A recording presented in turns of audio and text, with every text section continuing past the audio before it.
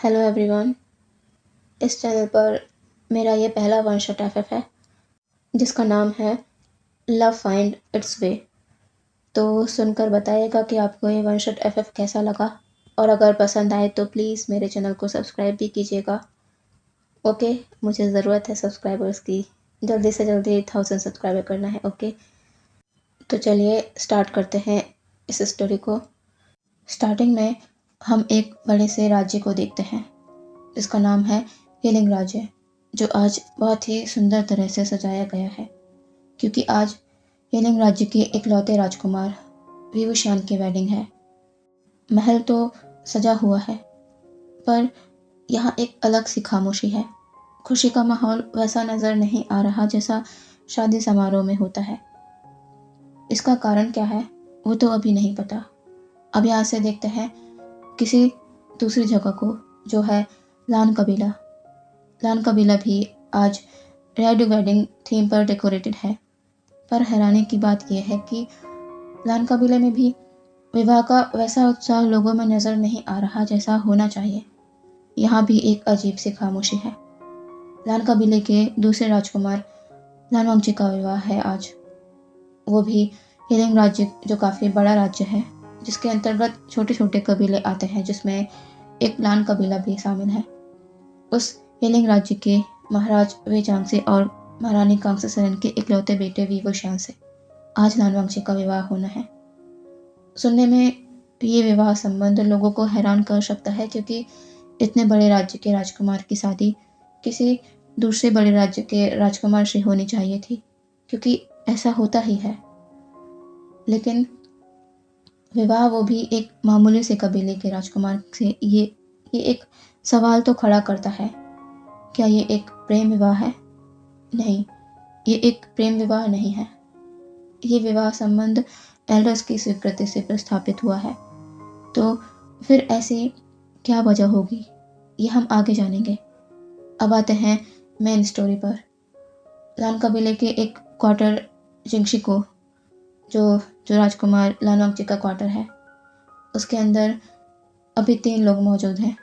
लानचेरेन, लान कबीले के sect leader, लाशचन पहले राजकुमार, और लानवांगची जो रेड वेडिंग रोब्स में है। लानवांगची अपने अंकल को देखता है, जिनके फेस पर लानवांगची के विवाह को लेकर कोई भी उत्साह नजर नहीं आ रहा, बल्कि एक नाराजगी और डिसअपॉइंटमेंट है उनके अंदर। वहीं लाशचन, वो हमेशा की तरह शांत तो है, पर उनकी वो जेंटल स्माइल आज उनके चेहरे पर से कहीं गायब है, बल्कि वो अपने भाई को कंसर्न लुक से देख रहे हैं।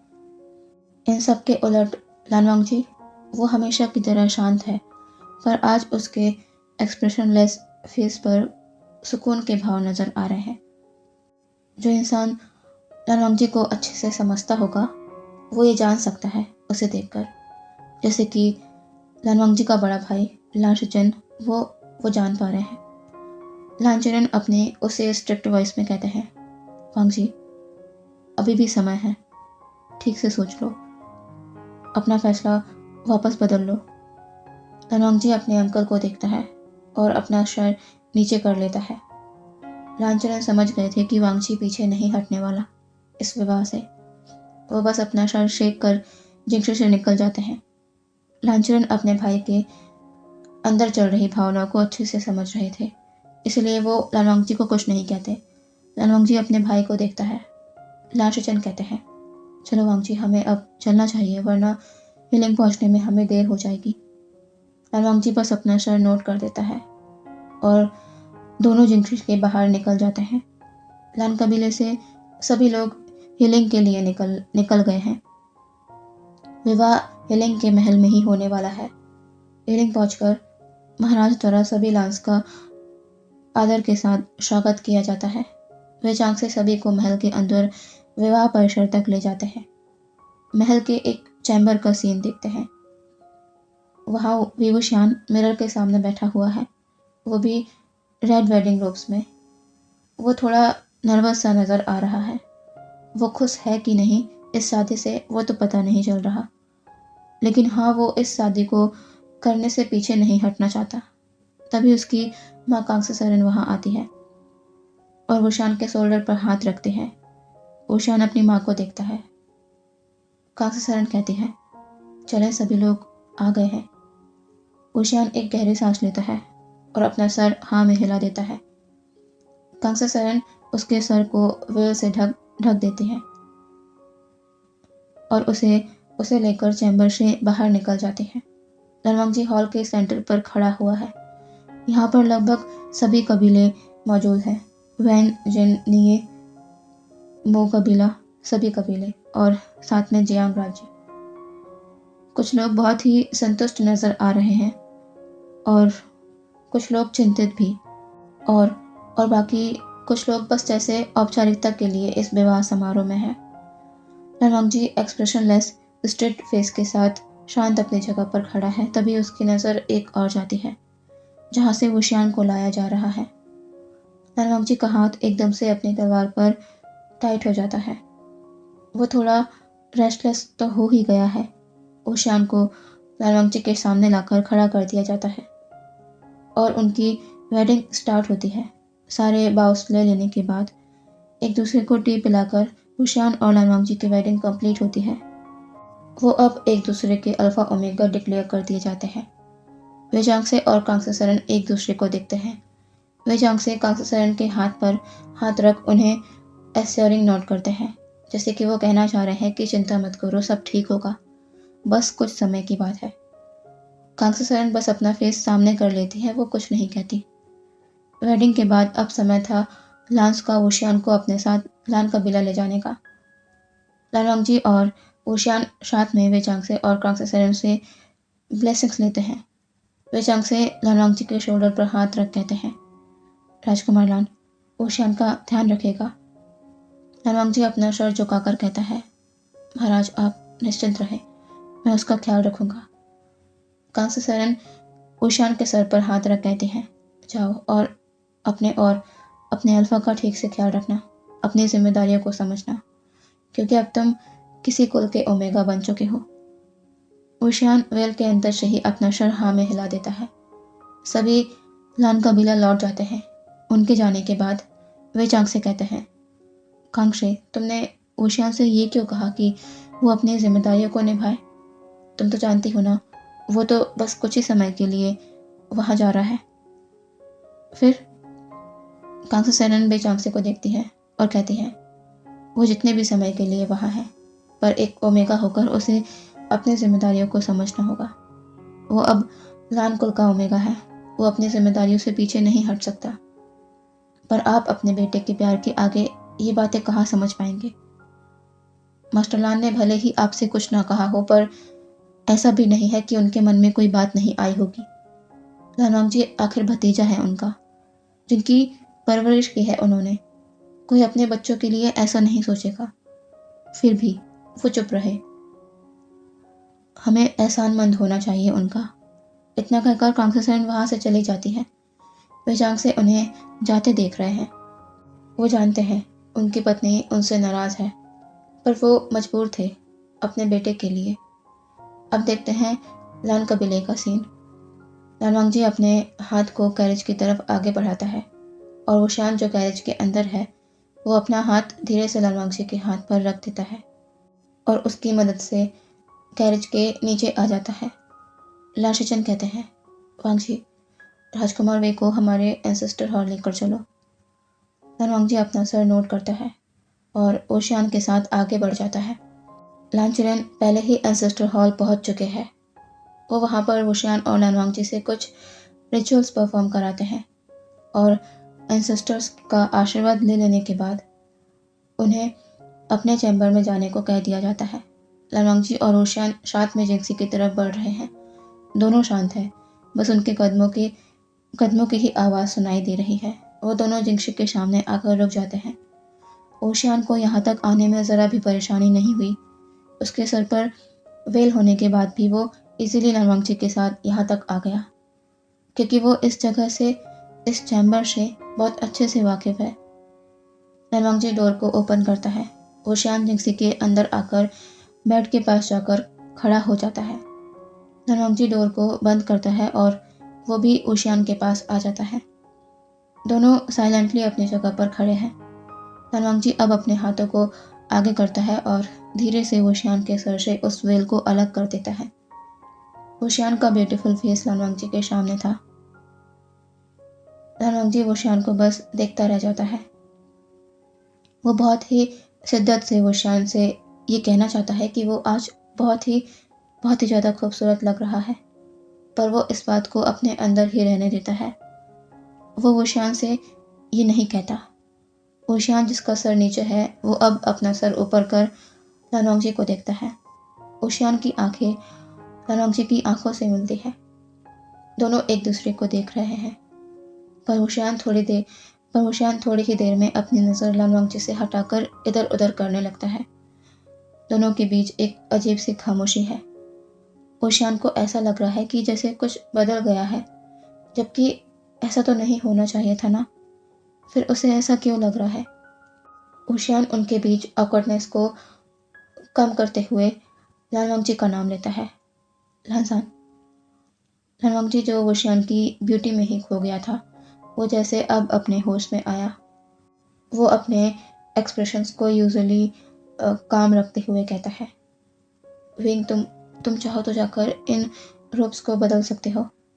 ये बहुत ही भारी है और वैसे भी तुम आज के समारोह में थक गए होगे। मैं तुम्हारे लिए हॉट बाथ तैयार करता हूँ, तुम जाकर बात ले लो। ओशियन एक सॉफ्ट स्माइल के साथ कहता है, लानसान मैं उतना भी नहीं थका हूँ, तुम्हें परेशान होने की ज़रूरत नहीं है, मैं खुद कर लूँगा। वैसे भी मैं पहली बार थोड़ी ना जंक्शन में आ रहा हूँ, मुझे सब पता है कहाँ क्या है, इसलिए ज़्यादा मत सोचो, मैं बस थोड़ी देर में आता हूँ, ठीक है? लानवांगजी बस कह देता है और वोशियान अपने भारी रोब्स को संभालते हुए वॉशरूम की तरफ चला जाता है। लानवांगजी बस वोशियान को जाते देख रहा है। लानवांगजी के मन में वोशियान को अपने क्वार्टर में देखकर एक अलग ही खुशी है, जिसे वो बयां नहीं कर सकता। पर उसकी ये खुशी तो बस कुछ ही वक्त के लिए है और वो ये बात भूला भी नहीं है। लेकिन जितना भी समय है, वो हर पल को जीना चाहता है अपने वीन को देखते हुए, उसकी सभी बेतुकी ख्वाहिशों को पूरा करते हुए, उसकी बेपरवाह हरकतों को खुशी खुशी एंजॉय करते हुए। वो इस समय में उसके लिए सब कुछ करना चाहता है जो उसे खुशी दे। यही सोचता हुआ लानवांगजी एक आखिरी बार उस तरफ देखता है जहाँ वोशियान गया है और फिर अपने कुछ रोब्स को लेकर वो वहाँ से बाहर चला जाता है। थोड़ी देर बाद वोशियान जब बात लेकर कमरे में आया तो उसने देखा कि लानवांगजी तो यहाँ पर है ही नहीं। फिर थोड़ी देर सोचने पर वोशियान को पता चल जाता है कि लानवांगजी अभी कहाँ होगा। वोशियान भी कमरे से बाहर निकल जाता है।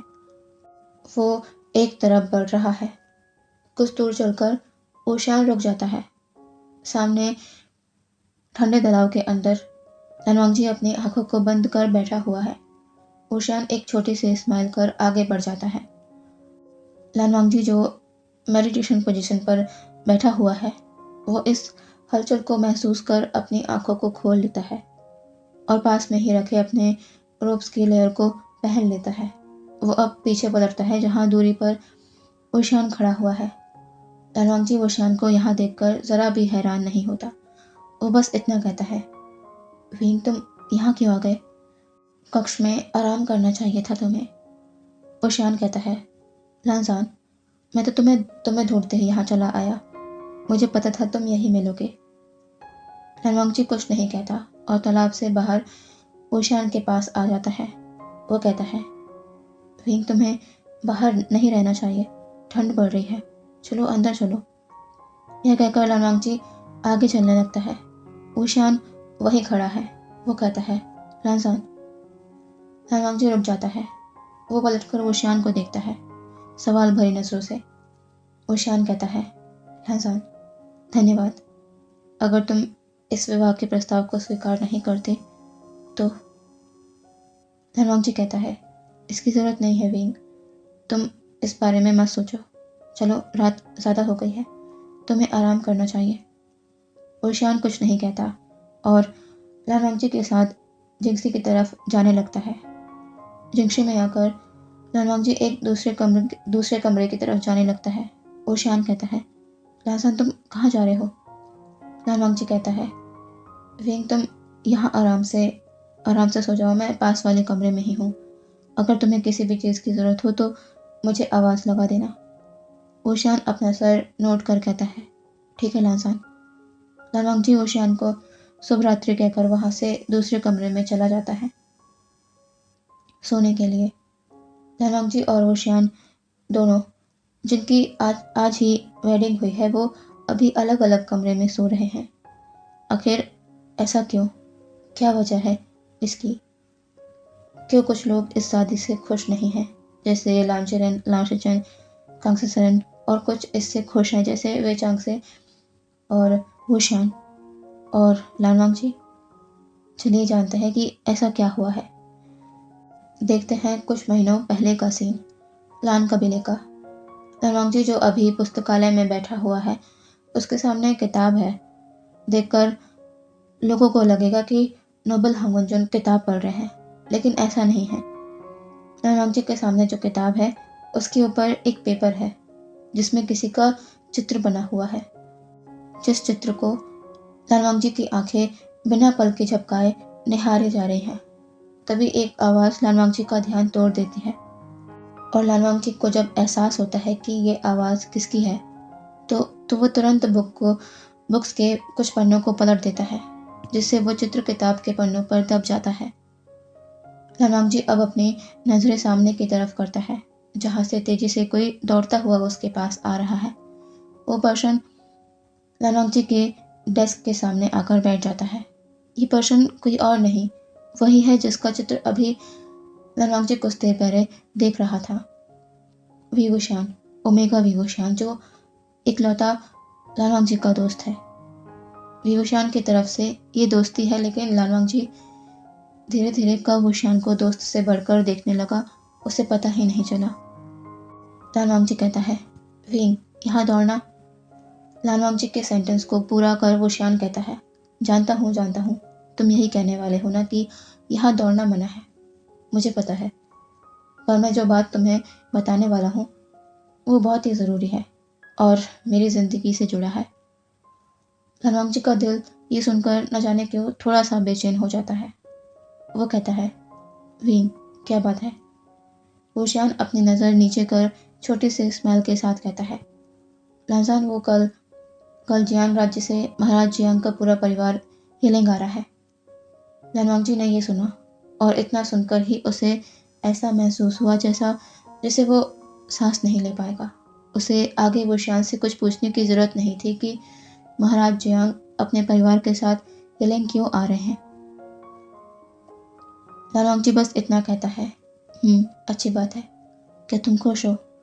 वुशान कहता है, हाँ, मैं खुश हूँ।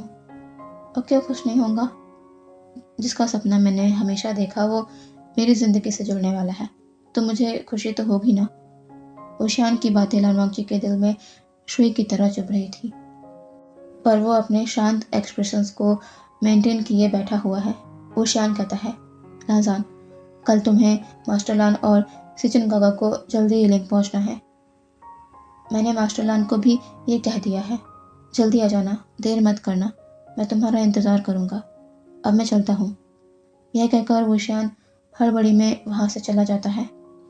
लानवांगजी बस उसे जाते देख रहा है। अब यहाँ से देखते हैं रात का सीन। लानवांगजी जिंगसी के बाहर परिसर पर खड़ा हुआ है। वुशु में थोड़ी थोड़ी बर्फबारी हो रही है, पर लानवांगजी पर इसका जैसे कोई असर ही नहीं।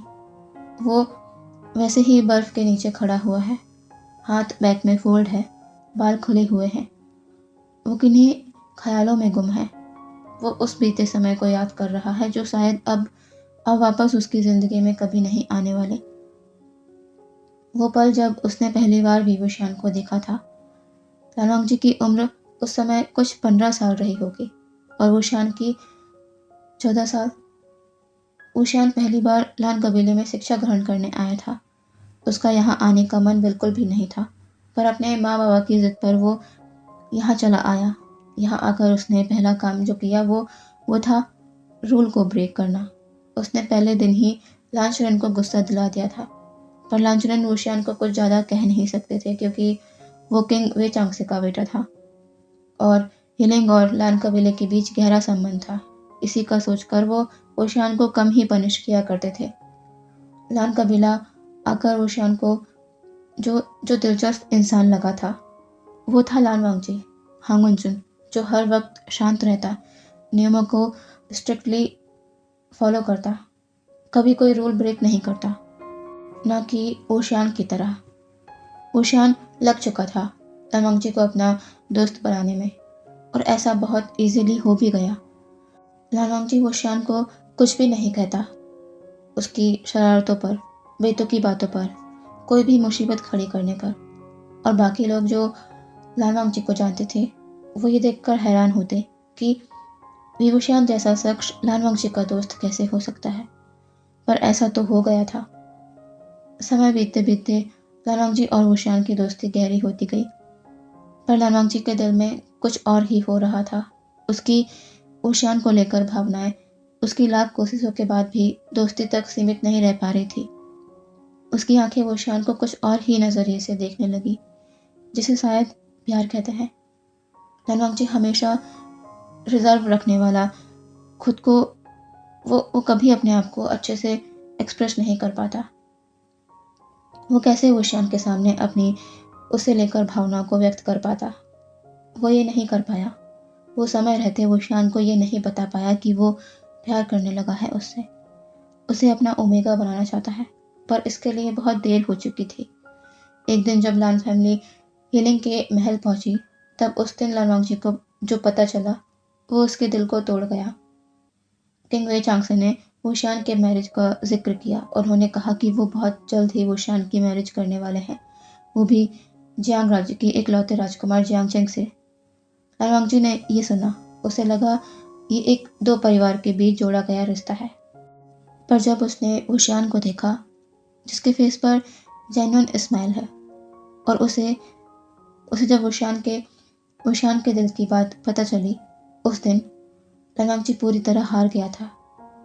वुशियान से बात करने पर वुशियान ने लान वांगजी को बताया, लानसान, मैं जब 12 साल का था तब मैं माँ बाबा के साथ जियांग राज्य गया था। वहाँ पर मैंने राजकुमार जियांगचेंग को देखा था। उन्होंने मुझे पानी में डूबने से बचाया था। तब से उनकी छवि मेरे मन में बस गई है। माँ बाबा को जब इस बात का पता लगा तो उन्होंने महाराज जियांग से मेरे और राजकुमार जियांग के रिश्ते की बात की। उन्हें इससे कोई परेशानी नहीं थी, उन्हें भी ये रिश्ता मंजूर था। वो हमारे महल आए, तब मैं एक बार फिर राजकुमार जियांग से मिला था। वो होने वाले किंग की तरह अपना सख्त रवैया रखते हैं। अब वो और भी आकर्षित हो गए हैं। ये सब वुशियान अपनी नजरें झुकाए और चेहरे पर छोटी सी स्माइल रखे कहे जा रहा था। ये देखना लान वांगजी के लिए बहुत ही दर्दनाक था। जिससे प्यार किया उसके मुंह से किसी और अल्फा का जिक्र। लान वांगजी के दिल में वुशियान की बातें तीर की तरह चुभ रही थी, पर वो वुशियान से कुछ भी नहीं कहता। उसने वुशियान को अच्छे भविष्य की शुभकामनाएं दी और हमेशा के लिए वुशियान के प्रति अपनी छुपी भावनाओं को अपने अंदर ही कैद कर लिया। अगर वुशियान जियांगचेंग के साथ खुश है तो लान वांगजी कभी उनके बीच नहीं आएगा। देखते देखते समय और बीतता है। वुशियान अब 18 साल का हो गया था। वे चांगसे और कांगसे सरन ने इस रिश्ते की बात को आगे बढ़ाने का सोचा। इसी के चलते उन्होंने जियांग फैमिली को यिलिंग आने का आमंत्रण दिया था। वहां पर लान फैमिली भी मौजूद थी, लेकिन किसी ने भी नहीं सोचा था कि इस मीटिंग में ऐसा कुछ होने वाला है जो किसी ने भी कभी नहीं सोचा था। अब जानते हैं कि ऐसा क्या हुआ था उस दिन। जियांग फैमिली और वे फैमिली आमने सामने बैठी हुई है। लान फैमिली भी वे फैमिली के साथ है। जियांग फैमिली से जियांग फैमिया मैडम यू, उनकी पत्नी, और जियांगचेंग उनका बेटा यहाँ पर मौजूद है। लेकिन इन तीनों में से किसी के भी चेहरे पर वो उत्साह नजर नहीं आ रहा जैसा होना चाहिए। वे चांग से बात को शुरू करते हुए कहते हैं, महाराज, आप सभी हमारे आमंत्रण पर यहाँ आए, हमें अच्छा लगा। हमारा आपको यहाँ पर बुलाने का कारण यही था कि हमारे बच्चों की विवाह की उम्र अब हो चुकी है। हमें इस रिश्ते को आगे बढ़ाने के बारे में अब सोचना चाहिए। जियांग फैमिया ये सुनकर एक बार मैडम यू को देखते हैं, फिर वे चांगसे को। वो कुछ कहना चाहते हैं, लेकिन उन्हें देखकर लग रहा है कि वो ये बात बोलने में हेजिटेट कर रहे हैं। वे चांग से माहौल की गंभीरता को समझ कहते हैं, क्या हुआ महाराज? क्या कोई बात है जो आप हमसे कहना चाहते हैं? अगर ऐसा है तो आप बेझिझक हमसे कह सकते हैं। जांग फैमिया कहते हैं, जी महाराज, बात तो है, पर समझ नहीं आ रहा कि हम ये बात आपसे कैसे कहें। वे जांग से और कांग से सरन एक दूसरे को देखते हैं। वे जांग से कहते हैं, ऐसी क्या बात है महाराज, आप कहिए। जांग फैमिया कहते हैं, वो दरअसल बात ऐसी है कि उसके बाद जो जांग फैमिया ने कहा, वो बात वे परिवार सहित लान परिवार को भी पूरी तरह शॉक कर देती है और थोड़ा हैरान भी कि ये सब क्या है। वे जांग से अपने स्थान से खड़े होकर कहते हैं, महाराज, आपको पता भी है आप क्या कह रहे हैं? जांग फैमिया कहते हैं, मैं जानता हूँ आपको मेरी बातें हैरान की होगी, पर हमारे पास और कोई रास्ता नहीं। हमारे ज्योतिषी ने कहा है कि अगर आपके बेटे की शादी हमारे बेटे से हुई तो हमारे राज्य को खतरा है, और आज तक जो भी बातें राज ज्योतिषी ने की है वो सही हुई है। वे चांग से कांग से सरन को देखते हैं, जिन्हें देखकर ही लग रहा है कि उन्हें ये बात बिल्कुल भी पसंद नहीं आई है। वे चांग से अब सामने की तरफ देख कहते हैं, ठीक है, अगर आप सभी को ऐसा ही लगता है तो हम आगे इस विवाह संबंध की बात नहीं करेंगे।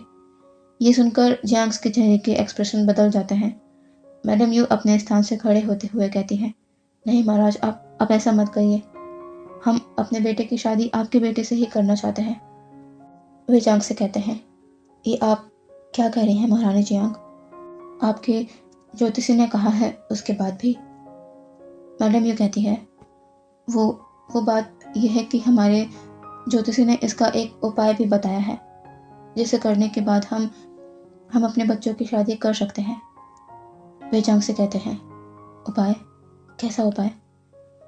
मैडम यू एक बार सबकी तरफ देखती है, फिर कहती है, उपाय यह है कि आपको 2 महीने के लिए आपके बेटे की शादी किसी और से करानी होगी, जिसके बाद वो दोस्त उसके ऊपर से हट जाएगा।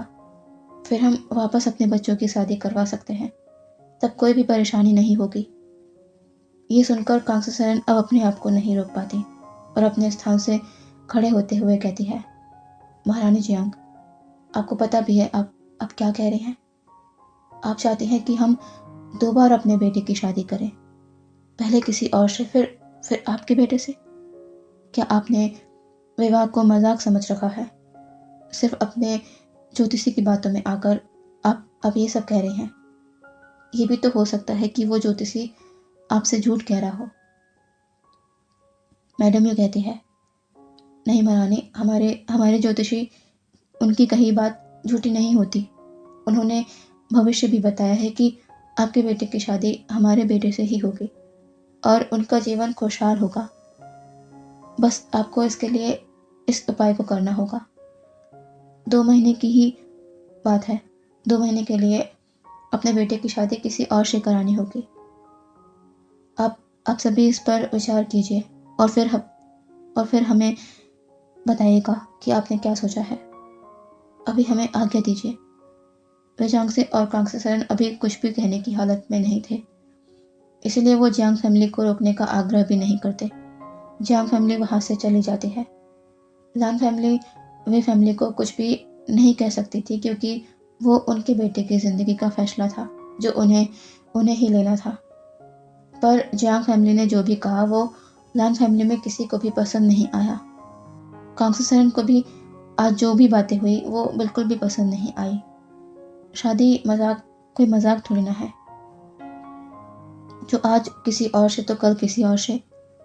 और कांग से सरन यही एक्सपेक्ट कर रही थी वी वुशियान से कि वो राजकुमार जियांग से विवाह के लिए साफ मना कर दे। वो कोई और अच्छे राज्य का राजकुमार उसके लिए ढूंढेंगे। पर कांग से सरन ने जैसा सोचा वैसा नहीं हुआ। वे जियांग से और कांग से सरन जब वुशियान से बात करने पहुंचे और उन्होंने उससे पूछा कि वो क्या चाहता है इस बारे में, तो उन्होंने जो वुशियान की आंखों में देखा वो कांग से सरन को डिसअपॉइंट कर गया। उन्होंने अपने बेटे से ये उम्मीद नहीं की थी। वुशियान की आंखों में एक ललक दिख रही थी कि वो राजकुमार जियांग से विवाह करना चाहता है, एक जिद जैसी। और उसने ये अपने माँ बाबा से कह भी दिया। बाबा, माँ, बस बस 2 महीने की बात है। कांगसा सरन ने ऊशियान को समझाया कि तुम्हें बचपन में तय की गई बात को इतना ज़्यादा सीरियसली लेने की ज़रूरत नहीं है। तुम इस रिश्ते से पीछे हट सकते हो। पर इसका कोई भी सार नहीं निकला। वे जांग से बस अपने बेटे की खुशी चाहते हैं, फिर उसके लिए उन्हें ये भी क्यों ना करना पड़े। अगले दिन वे जांगसे ने सभी राज्यों में ये खबर पहुंचा दी थी कि वो अपने बेटे का विवाह कराना चाहते हैं, लेकिन कंडीशन ये है कि सिर्फ 2 महीने के लिए। कोई भी राज्य अपने राज्य को मजबूत करने के लिए किसी बड़े और अमीर राज्य से रिश्ता ज़रूर जोड़ना चाहेगा। पर वे जांगसे ने जो शर्त रखी, उसे जानकर कोई भी राज्य इस प्रस्ताव को स्वीकार करने के लिए आगे नहीं आया। वो कैसे सिर्फ 2 महीने के लिए अपने बेटे का रिश्ता वीगोशान से जोड़ सकते हैं। विवाह कोई मजाक नहीं है। कई दिन बीत जाते हैं, पर एक भी राज्य से हेलिंग में एक भी संदेश नहीं आया कि वो इस प्रस्ताव के लिए तैयार है। कांगसेसन और वेजांगसे ने सोच लिया था कि वो वुशियान को समझाएंगे कि वो अपनी जिद छोड़ दे, लेकिन इससे पहले कि वो वुशियान से बात कर पाते, हेलिंग राज्य के ही अंतर्गत आते जिन जिन कबीले से सेक्ट लीडर जिन गौशान के भतीजे जिन जिशुन का प्रस्ताव विवशान के लिए आता है। जिन कबीले की इमेज वैसे ही सभी लोगों की नज़रों में उतनी अच्छी नहीं है। अब वे फैमिली के सामने ये दुविधा है कि क्या उन्हें अपने बेटे की शादी जिन जिशुन से करनी चाहिए कि नहीं। वे जांग से कोई भी फैसला नहीं ले पा रहे थे, इसलिए उन्होंने अपने करीबी लान कबीले से को इस पर विचार करने के लिए हेलेंग आमंत्रित किया। लानचिरन, लाशचन और लानवांगजी तीनों ही हेलेंग पहुंचे। वे जांगसे ने उनके सामने इस बात को रखा कि वो क्या करें, इस प्रस्ताव को स्वीकार करें या ना करें। लानचिरन को नहीं समझ आता कि वो क्या कहें, क्योंकि जिन कबीले की सच्चाई से वो अच्छे से वाकिफ है, वहाँ ओमेगास के साथ कैसा व्यवहार होता है वो उन्हें पता है। लानचिरन लानशचन को देखते हैं। लानवांगजी अपनी ही सोचों में है। उसका हाथ टाइटली अपने वचन पर कसा हुआ है। वो थोड़ा रेस्टलेस भी नजर आ रहा है, जैसे कोई बात उसे अंदर ही अंदर खाए जा रही है। वो एक बार ऊशियान को देखता है, जो शांत अपनी नजरें झुकाए वहां पर बैठा हुआ है। लानचुरन या लानशचन दोनों में से कोई भी कुछ कहता, उससे पहले ही लानवांगजी कहता है, महाराज, अगर आज्ञा दे तो मैं कुछ कहना चाहता हूँ। सभी का ध्यान इस पर लानवांगजी पर चला जाता है। लानचुरन और लानशचन क्यूरियसली लानवांगजी को देख रहे हैं। वांगजी ऐसा क्या कहने वाला है? वे जांग से कहते हैं, हाँ राजकुमार लान, कहिए, आप क्या कहना चाहते हैं? लानवांगजी थोड़ी देर शांत रहने के बाद फाइनली वो कहता है, जिसे कहने के लिए वो इतने दिन से खुद से ही स्ट्रगल कर रहा था। लानवांगजी कहता है, महाराज, मुझे नहीं पता आप मुझे इसके लायक समझते हैं कि नहीं, लेकिन मैं ये कह रहा हूँ, महाराज, मैं वेंग से शादी के लिए तैयार हूँ। आप उसकी शादी जिन क्लान के राजकुमार से मत करिए। मुझ पर भरोसा रखिए महाराज। मेरे पास वेंग पूरी तरह सुरक्षित रहेगा। मैं आपको कोई भी शिकायत का मौका नहीं दूंगा और आपके बेटे को वैसा ही आपके पास लौटाऊंगा जैसा आपने उसे हमेशा से देखा है। ओशियान, जो शांत बैठा हुआ था, वो अपनी नज़रें ऊपर कर लानवांगजी को देखता है। लानवांगजी भी अपनी नज़रों को ओशियान पर करता है कि कहीं ओशियान उसे गलत तो नहीं समझ रहा। पर लानवांगजी को ओशियान की आंखों में एक चमक सी नज़र आती है, जो चमक वो देखना चाहता था। उसने कोई भी गलत डिसीजन नहीं लिया। वो हरगिज़ ओशियान को जिन क्लान के उस अल्फा के पास नहीं जाने देगा। वे जांगसे और कांगसेसन एक दूसरे को देखते हैं। उनका मन, जो इतने दिनों से बेचैन था, उन्हें अब राहत मिली है। उनका बेटा नोबल हांगुनजुन के पास रहेगा। इससे बढ़िया उनके लिए और क्या ही हो सकता है। वहीं लानचुरन, वो अनबिलीवेबल लुक से और थोड़े एंग्री लुक से लानवांगजी को देख रहे हैं। उन्हें लानवांगजी का ये फैसला बिल्कुल भी पसंद नहीं आया। और वांगजी ने ऐसा ऐसा करने का सोच भी कैसे लिया, वो भी बिना एक बार भी उनसे बात किए। लालचरण लाल वांगजी को देख रहे हैं और लाल वांगजी अपने अंकल से नजरें नहीं मिला रहा। उसने जो भी सोचा है करने का, उसके जो भी नतीजे होंगे वो लाल वांगजी एक्सेप्ट करेगा, पर वो शान को ऐसे ही किसी के हाथों में जाने दे, ऐसा हरगिज नहीं होगा। वे जांग से कहते हैं, राजकुमार लान, आप सच में हमारे वोशियान से विवाह करना चाहते हैं, सब कुछ जानते हुए भी? लाल वांगजी अपना शर नोट कर कहता है, जी महाराज, मैंने जो कहा है मैं उसे ज़रूर पूरा करूँगा। हम लांस कभी अपनी बात से पीछे नहीं हटते। ये सब लाल वांगजी ने लालचरण की तरफ देखते हुए कहे थे। वेजांग से और कांगसे सरन के चेहरे पर यह सुनकर स्माइल आ जाती है। वेजांग से अब लालचरण की तरफ देख कहते हैं, मास्टर लान, आपको इससे कोई परेशानी तो नहीं कि राजकुमार लान हमारे बेटे से विवाह करना चाहते हैं? लालचरण एक बार लाल वांगजी को देखते हैं, फिर कहते हैं, नहीं, अगर वांगजी ने यह फैसला ले ही लिया है तो हम कौन होते हैं मना करने वाले? वेजांग से कहते हैं, धन्यवाद मास्टर लान, हम जल्द ही इन दोनों का विवाह करा देंगे। लाल वांगजी वोशियान को देखता है, जो एक सॉफ्ट स्माइल के साथ लाल वांगजी को देख रहा है। लान फैमिली वापस लान कबीला लौटती है। लालचरण जितना गुस्सा अपने अंदर भरे हुए थे वो सब लाल वांगजी पर निकाल देते हैं, पर लाल वांगजी एक शब्द नहीं बोलता, ना ही अपने लिए फैसले से पीछे हटता है। वोशियान और लान वांगजी के विवाह की घोषणा कर दी जाती है। कुछ ही दिनों में वोशियान और लान वांगजी का विवाह समारोह आयोजित किया जाता है। ये वजह है जो कुछ लोग इस विवाह से खुश हैं और कुछ नाखुश, पर जो होना था वो हो गया है। वोशियान लान वांगजी का ओमेगा बन गया है, भले ही 2 महीने के लिए। देखते हैं इनका रिश्ता कैसा जाता है। जैसा तय हुआ है सब कुछ वैसा ही होता है या कोई नया मोड़ आएगा इनकी जिंदगी में। अब आते हैं प्रेजेंट में। जिंगशी के एक कक्ष का सीन। वोशियान जो बेड पर लेटा हुआ है, वो उसकी आंखें धीरे धीरे खुल रही हैं क्योंकि उसके डोर पर नॉक हो रहा है। वोशियान अपनी आंखें खोल आसपास देखता है। जब उसे याद आता है कि वो कहाँ है तो वो झट से बेड पर उठकर बैठ जाता है। सुबह हो चुकी है और देखकर लग रहा है कि समय बहुत ज़्यादा हो गया है। वो इतनी देर तक सोता रहा। वो ये कैसे भूल गया कि वो अभी लान कबीले में है, जहाँ 5 बजे उठना होता है, ना कि 8 बजे। वोशियान जल्दी से उठकर जाके डोर ओपन करता है और देखता है कि सामने लान वांगजी खड़ा हुआ है। लान वांगजी के कुछ कहने से पहले ही वोशियान कहता है, लानसान, मुझे उठने में देरी हो गई, तुमने मुझे पहले क्यों नहीं जगाया? अब अंकल गुस्सा करेंगे। मैं मैरिज के बाद पहले दिन ही लेट हो गया, सभी क्या सोचेंगे? रुको, मैं बस 15 मिनट में तैयार होकर आता हूँ, ठीक है? तुम मेरा इंतज़ार करना। ये कहकर वोशियान जल्दी से डोर को बंद कर अपने रोब्स को लेकर वॉशरूम के अंदर चला जाता है, इस बात से अनजान कि उसकी बातों ने क्या असर किया है लान वांगजी पर। लान वांगजी जो आया तो वोशियान को जगाने ही था, पर वोशियान की कही बातों ने अचानक से उसके दिल को धड़का दिया। उसे लगा था कि वोशियान खुश नहीं होगा, उदास होगा, उसे अपने पसंद के अल्फा से मैरिज के लिए इन सब से गुजरना पड़ रहा है। लेकिन वोशियान को इस बात की चिंता है कि वो मैरिज के दूसरे दिन उठने में लेट हो गया। लान वांगजी ने ये नहीं सोचा था।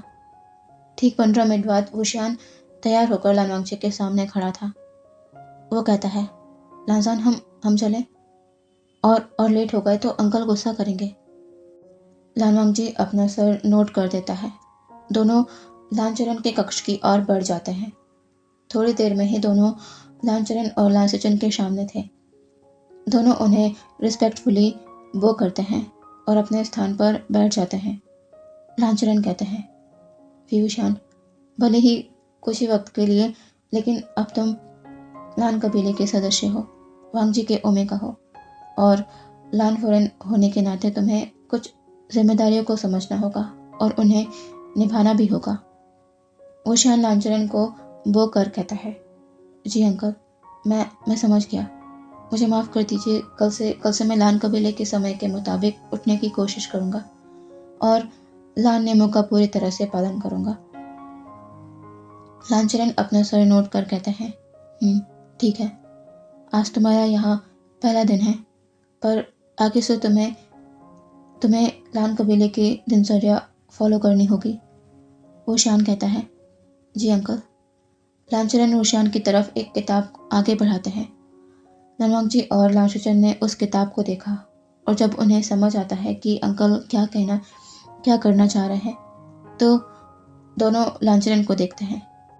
पर लांचरन उनकी नज़रों को पूरी तरह इग्नोर कर अपना ध्यान ओशान पर रखे हुए हैं। ओशान उस किताब को देखता है, फिर लांचरन को। लांचरन कहते हैं, ये वो किताब है जिसमें अल्फ़ा ओमेगा के मैरिज के बाद के सभी रिचुअल्स लिखे हुए हैं। तुम इसे अपने साथ ले जाना और इसे ज़रूर पढ़ना। ओशियान जी अंकल कहकर उस किताब को अपने हाथ में ले लेता है।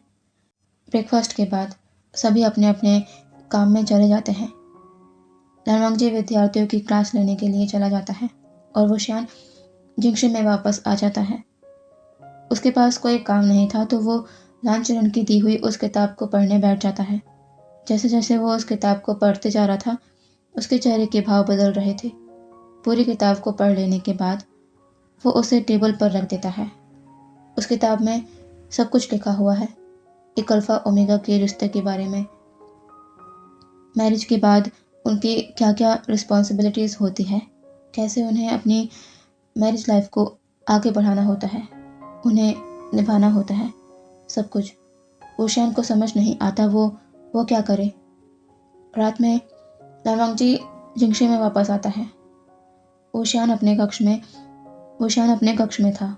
ओशियान को पता नहीं चला कि लानवांगजी वापस आ गया है जब तक कि उसे स्पाइसी खाने की खुशबू उसकी नाक में नहीं आती।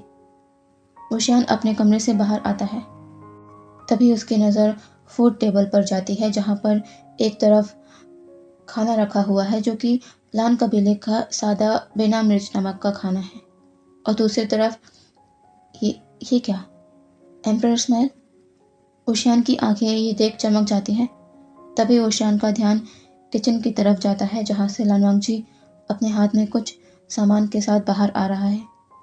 लानवांगजी अपने हाथ के बाउल को फूड टेबल पर रखता है। ओशियान वहाँ आकर देखता है तो ये उसका फेवरेट स्पाइसी फूड है। वो अनबिलीवेबल लुक से लानवांगजी को देखता है और कहता है, लानसान, ये क्या है, एम्परर स्माइल और स्पाइसी फूड। लानवांगजी ओशियान को देख कहता है, ये तुम्हारे लिए है। मुझे पता है आज तुमने ठीक से खाना नहीं खाया होगा, क्योंकि लान कबीले का खाना तुम्हें पसंद नहीं। दोपहर में मुझे समय नहीं मिल पाया, इसलिए अभी तुम्हारे लिए ये स्पाइसी फूड बना दिया। आओ यहाँ आकर बैठो। ओशियान कहता है, लानसान, तुम्हें परेशान होने की कोई ज़रूरत नहीं थी। मैं खा लूँगा यहाँ का खाना। लानवांगजी अपने स्थान पर बैठते हुए कहता है, विंग, तुम्हें मेरे सामने औपचारिकता करने की ज़रूरत नहीं है। ओशियान इस पर मुंह बनाता है और लानवांगजी के सामने वाले स्थान पर बैठ जाता है। तभी उसकी नज़र खाने पर जाती है, जिससे बहुत ही अच्छी खुशबू आ रही है। ओशियान के फेस पर स्माइल आ जाती है। वो फूड का एक बाइट लेता है। ओशियान अपने आप को लानवांगजी की तारीफ करने से नहीं रोक पाता। वो कहता है, लानसान, तुम्हारा कोई जवाब नहीं। तुम इतना अच्छा खाना बना लेते हो, ये सच में बहुत अच्छा है। धन्यवाद लानसान, मुझे सच में बहुत भूख लगी थी। ये कहकर ओशियान फूड खाने लगता है। लानवांगजी ओशियान को देखता है और अचानक उसके फेस पर छोटी सी स्माइल आ जाती है। वो भी फिर अपना खाना खाने लगता है।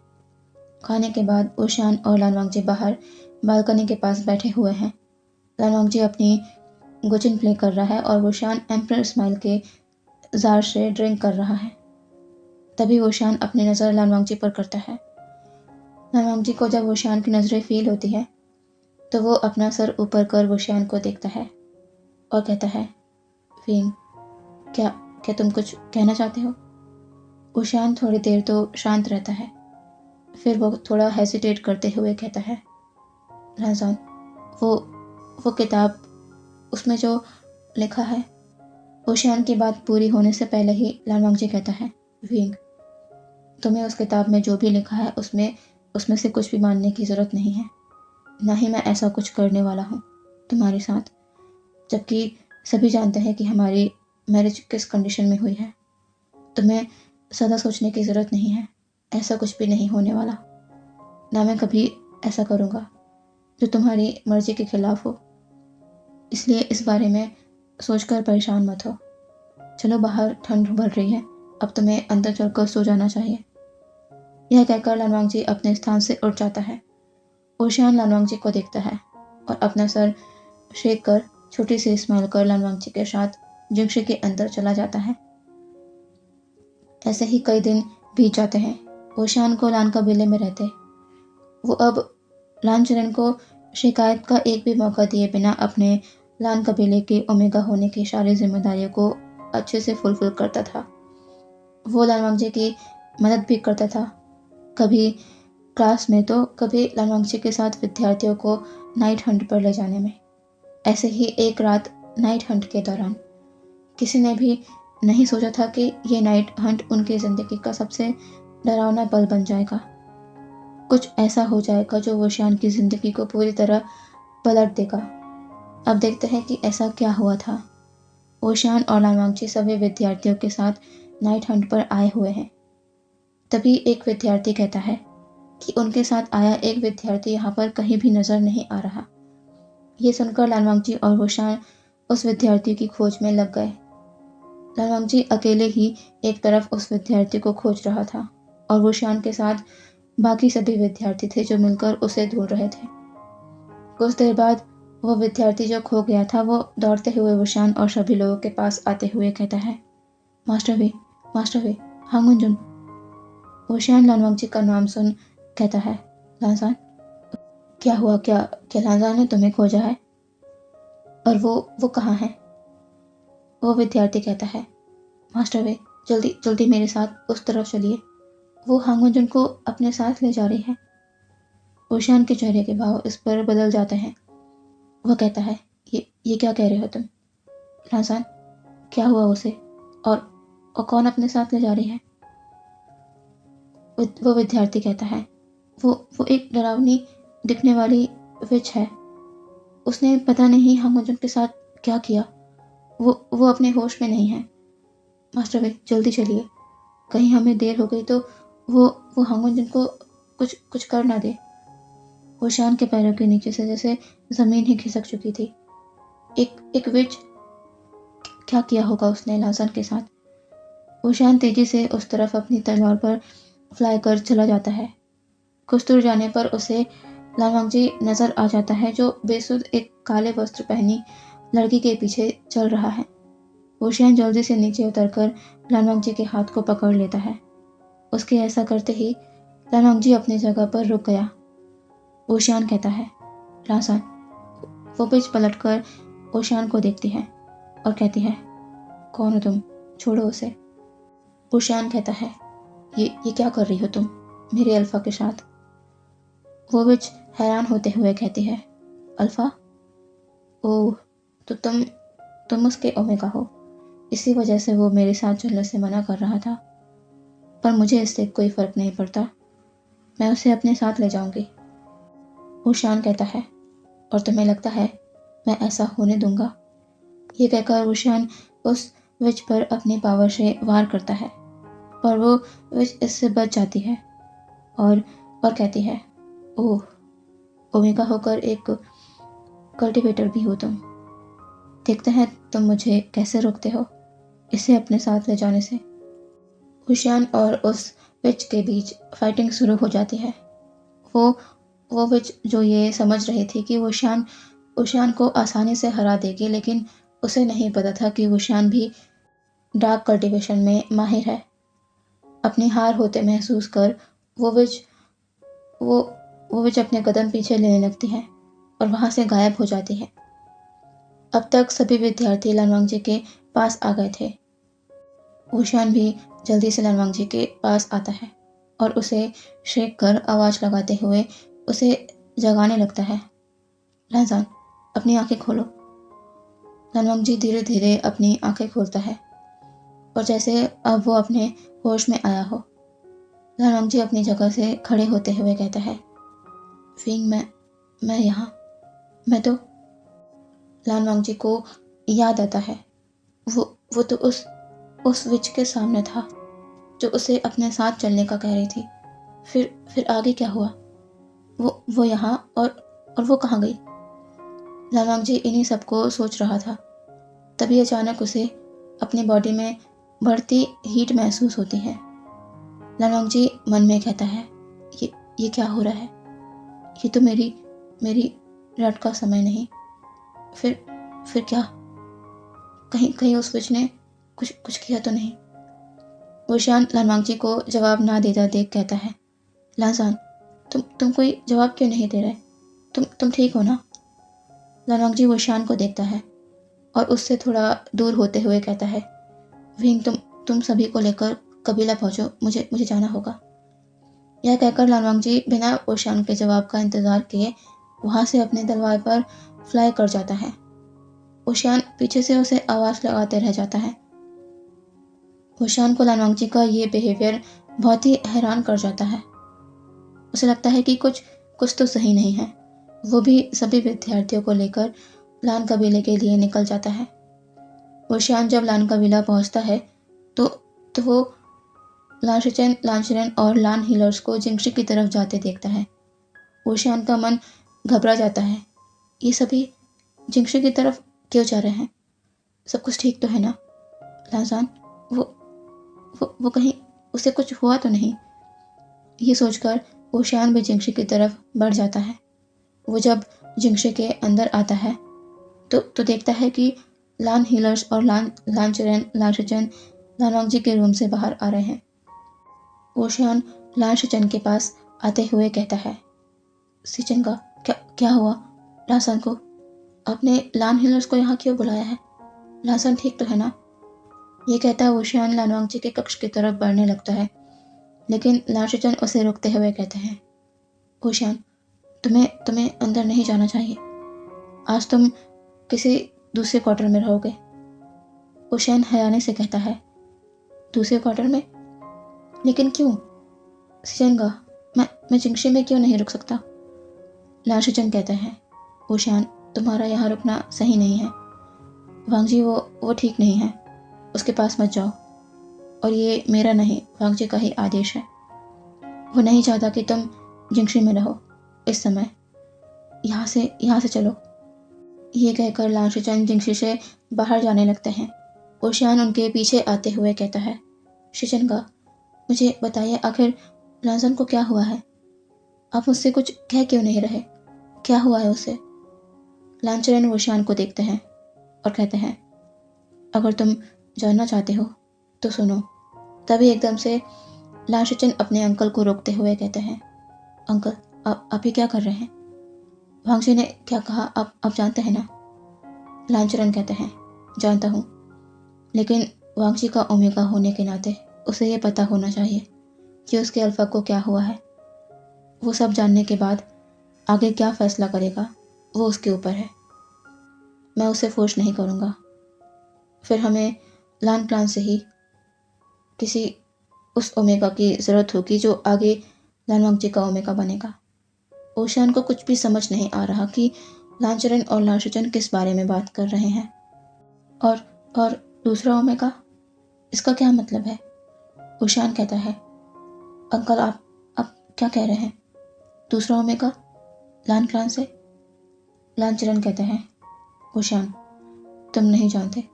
जिस विच से वांगजी का सामना हुआ उसने वांगजी पर न जाने कौन सा स्पेल किया है, जिससे वांगजी की रट ट्रिगर हो गई है, जो कंट्रोल में आना मुश्किल है। अगर हम ऐसे ही वांगजी की स्थिति सामान्य होने का इंतज़ार करते रहे तो वांगजी खुद को ही हर्ट करेगा। और हीलर ने कहा है कि अगर वांगजी की रट के समय कोई ओमेगा उसके साथ नहीं रहा तो ये स्पेल उसकी जान भी ले सकता है। विचेस का किया गया स्पेल जानलेवा होता है। अगर वो अल्फा उसका नहीं हुआ तो वो उसे किसी और का भी होने नहीं देती हैं। पर वांगजी उसने जिद पकड़ रखी है कि वो कोई ओमेगा अपने पास नहीं चाहता। और साथ में ये भी कि कोई तुम्हें कुछ ना कहे। पर मैंने तुम्हें ये बात बताई है, अब फैसला तुम्हारा है।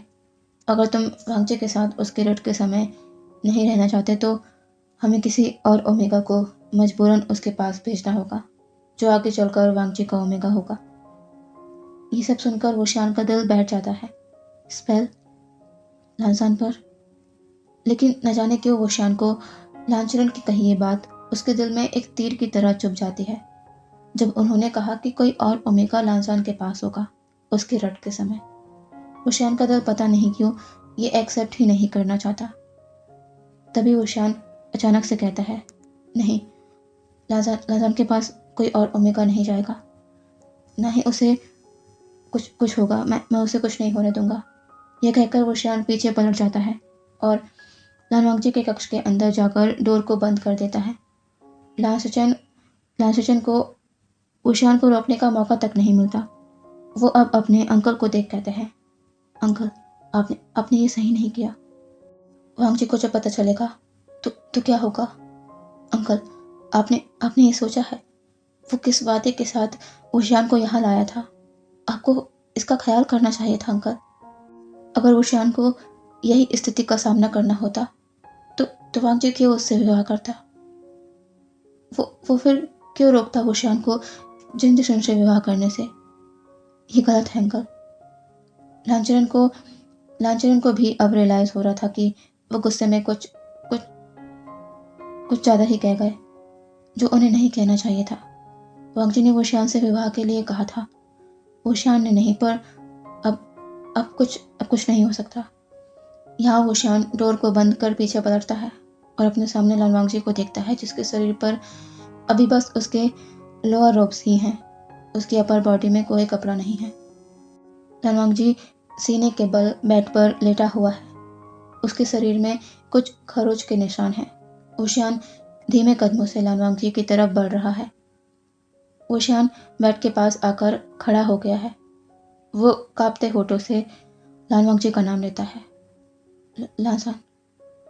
लानवांगजी, जिसकी आंखें बंद थी, वो तुरंत अपनी आंखें खोल लेता है।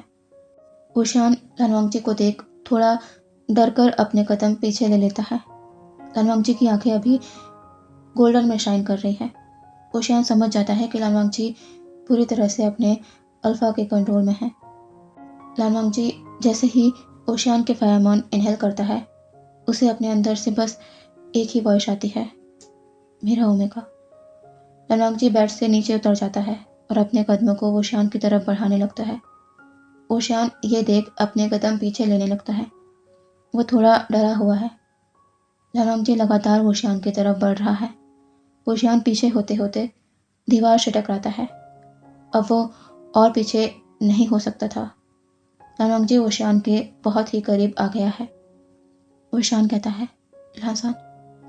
लानवांगजी अपना फेस वुशियान के पास लाता है और उसके फेरोमोन को इनहेल करने लगता है, जो उसे आराम दे रहे हैं। वुशियान टाइटली अपनी आंखों को बंद कर लेता है, पर लानवांगजी को रोकता नहीं। लानवांगजी वुशियान को वेस्ट से पकड़ अपने पास खींच लेता है। वुशियान लानवांगजी के चेस्ट से टकराता है। लानवांगजी वुशियान के नेक में किसेस करने लगा है। वुशियान की सांसें तेज हो गई है। ना चाहते हुए भी उसका हाथ लानवांगजी के शोल्डर पर आ गया है। लानवांगजी वुशियान की सेंट ग्लैंड को लिक कर रहा है। वुशियान की आंखें इससे शॉक में बड़ी बड़ी हो जाती है। क्या लानसान उसे मार करने वाला है? पर ऐसा नहीं होता।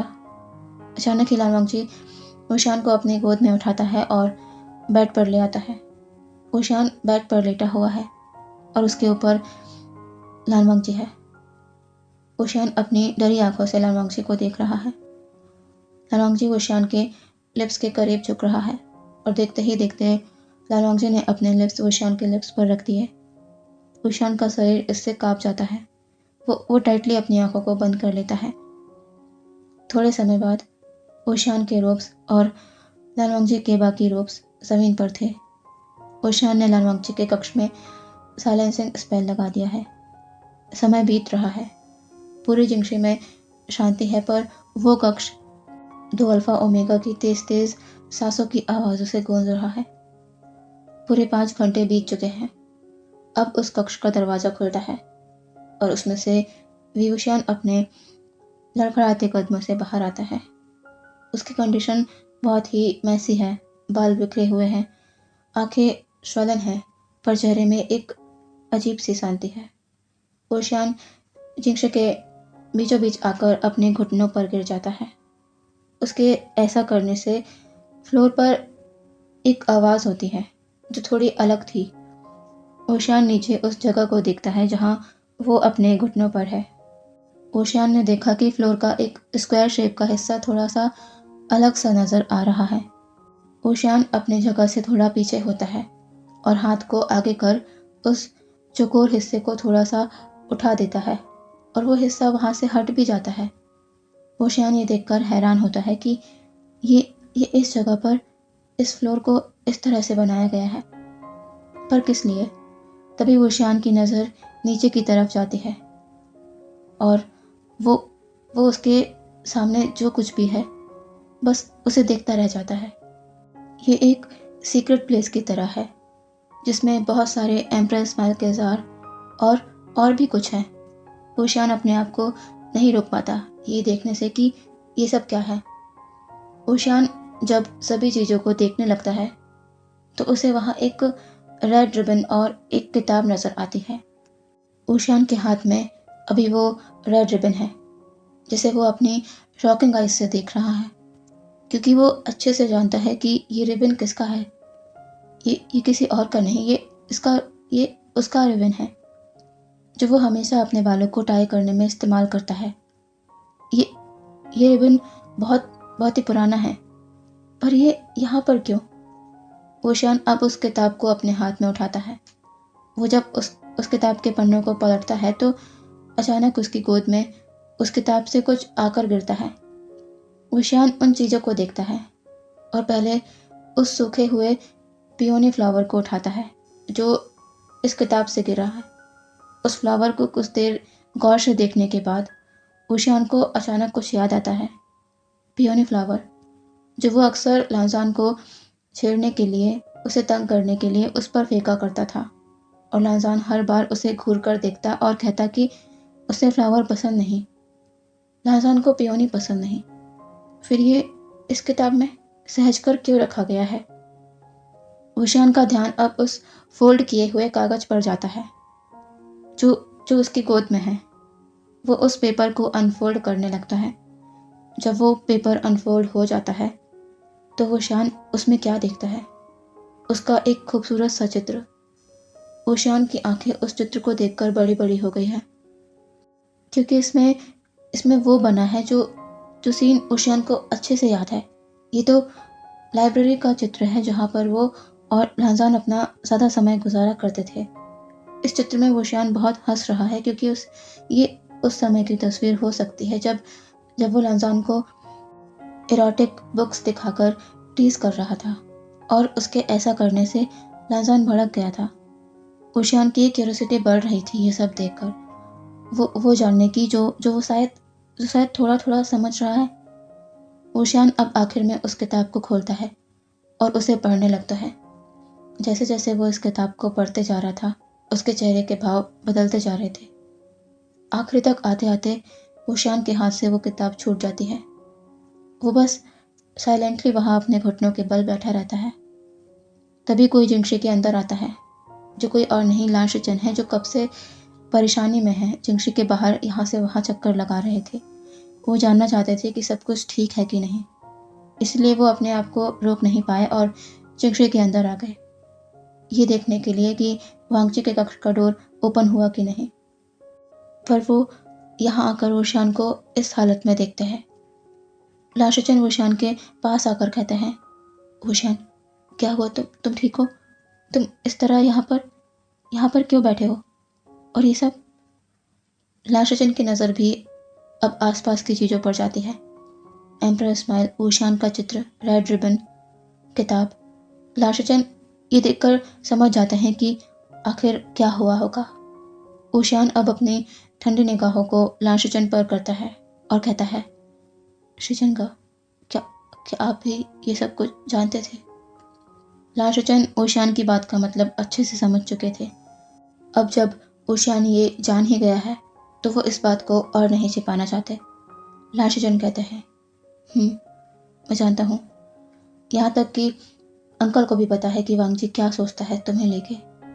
ऊशियान अपनी जगह से खड़ा होता है और लाशिचन के पास आकर कहता है, अगर ऐसा था तो लांसान ने ये बात मुझसे क्यों नहीं कही।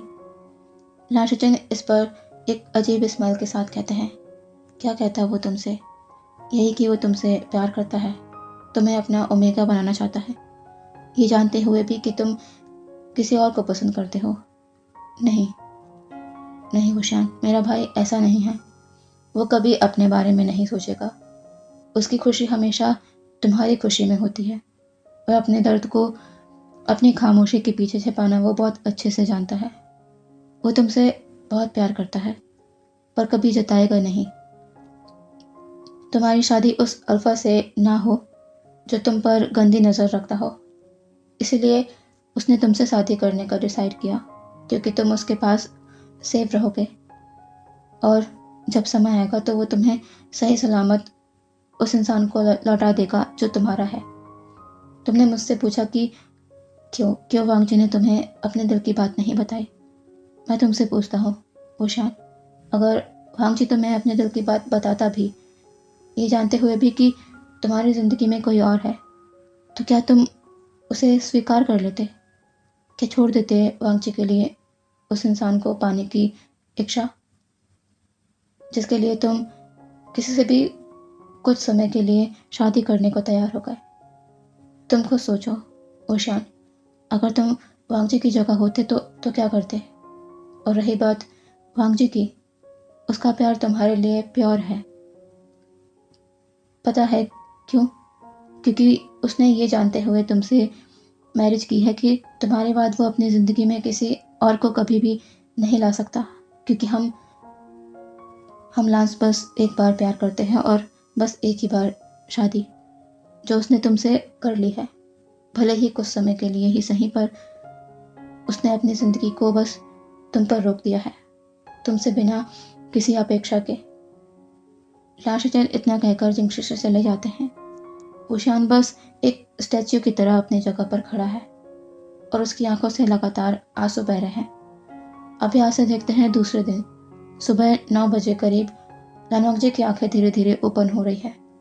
वो जब अपने साइड में देखता है तो उसके अंकल और भाई पास में ही हैं। लानवांगजी बेड पर से उठने लगता है।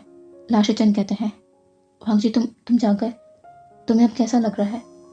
लानवांगजी धीरे से अपना सर नोट कर कहता है, मैं ठीक हूँ गगा। लानवांगजी जब अपनी नज़रों को आसपास करता है तो उसे ऊशियान कहीं भी नज़र नहीं आता। अचानक उसे रात की बात याद आती है कि उसके साथ क्या हुआ था नाइट हंटिंग के दौरान। फिर उसके दिमाग में ये ख्याल आता है कि कहीं इन लोगों ने ऊशियान को फोर्स तो नहीं किया उसके साथ। ये ख्याल आते ही लानवांगजी जल्दी से अपने भाई की तरफ देखता है और कहता है, गगा वीन कहाँ है? कल रात क्या हुआ? गगा कहीं आप लोगों ने वीन को? लानवांगजी ने बस इतना ही कहा था, तभी उसे ऊशियान की आवाज़ सुनाई देती है। लाजान, तुम जाग गए? तुम ठीक हो? तुम्हें अब कैसा लग रहा है? ऊशियान जो अभी अभी एक मेडिसिन के बाउल के साथ कमरे के अंदर एंटर किया था, लानवांगजी उसे देखता है और कहता है, वीन। ऊशियान लानवांगजी के पास आता है और मेडिसिन का बाउल लानवांगजी की तरफ बढ़ाते हुए कहता है, लाजान इसे पियो, तुम्हें बेहतर लगेगा। लानवांगजी उस बाउल को देखता है, फिर ऊशियान को, और फिर बिना कुछ कहे उस मेडिसिन को पी लेता है। ऊशियान अपनी नज़र लाशिचन पर करता है जैसे वो उनसे कुछ कह रहा हो। लाशिचन ना चाहते हुए भी अपना सर नोट कर देते हैं। लानवांगजी उस मेडिसिन को पी लेता है और अपने भाई को देखता है।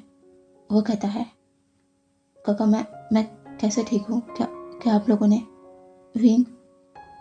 तभी लाशिचन लानवांगजी की बात को काटते हुए कहते हैं, नहीं वांगजी, ऐसा कुछ भी नहीं है। ये सब हीलर की दवा की वजह से हुआ। तुम अब ठीक हो। लानवांगजी को जैसे ये सुनकर सुकून मिला हो, वरना वो कभी नहीं चाहता था कि ऊशियान किसी मजबूरी के तहत उसके करीब आए। लानवांगजी ऊशियान को देखता है जो बिल्कुल नॉर्मल लग रहा है। अगर उनके बीच कुछ हुआ होता तो वुशियान अभी इस तरह से उसके सामने नहीं होता। मतलब उसके भाई सच कह रहे हैं। वुशियान को उसके पास नहीं भेजा गया। लान वांगजी को बस इसी बात की तसल्ली है। यहाँ से कुछ दिन बीतते हैं। इन दिनों लान वांगजी ने वुशियान पर एक अजीब सा बदलाव महसूस किया। वो जब भी वुशियान को देखता तो वो देखता कि वुशियान ऑलरेडी उसकी तरफ ही देख रहा है। वो भी कुछ ऐसी नज़रों से जिसका मतलब लान वांगजी समझ नहीं पा रहा, या कहो कि समझकर भी यकीन नहीं करना चाहता कि ऐसा ऐसा है, ऐसा नहीं हो सकता। वुशियान अब अपना ज़्यादा समय लान वांगजी के साथ गुजारा करता था। उसकी छोटी छोटी हरकतों को ऑब्जर्व किया करता था। उसे नहीं पता वो ऐसा क्यों कर रहा है और क्यों उसने लान वांगजी से सच छुपाया। वो नहीं जानता, बस उसने वो किया जो उसके दिल ने कहा उससे करने को, क्योंकि शायद वो जानना चाहता था लानसॉन को, उसके प्यार को। अभी वुशियान क्लाउड प्रोसेसेस के बैक साइड में जंगल की तरफ दौड़ रहा है। किस लिए? क्योंकि एक खरगोश उसके पकड़ में नहीं आ रहा, पर वो उसे पकड़ कर ही रहेगा, ये उसकी जिद है।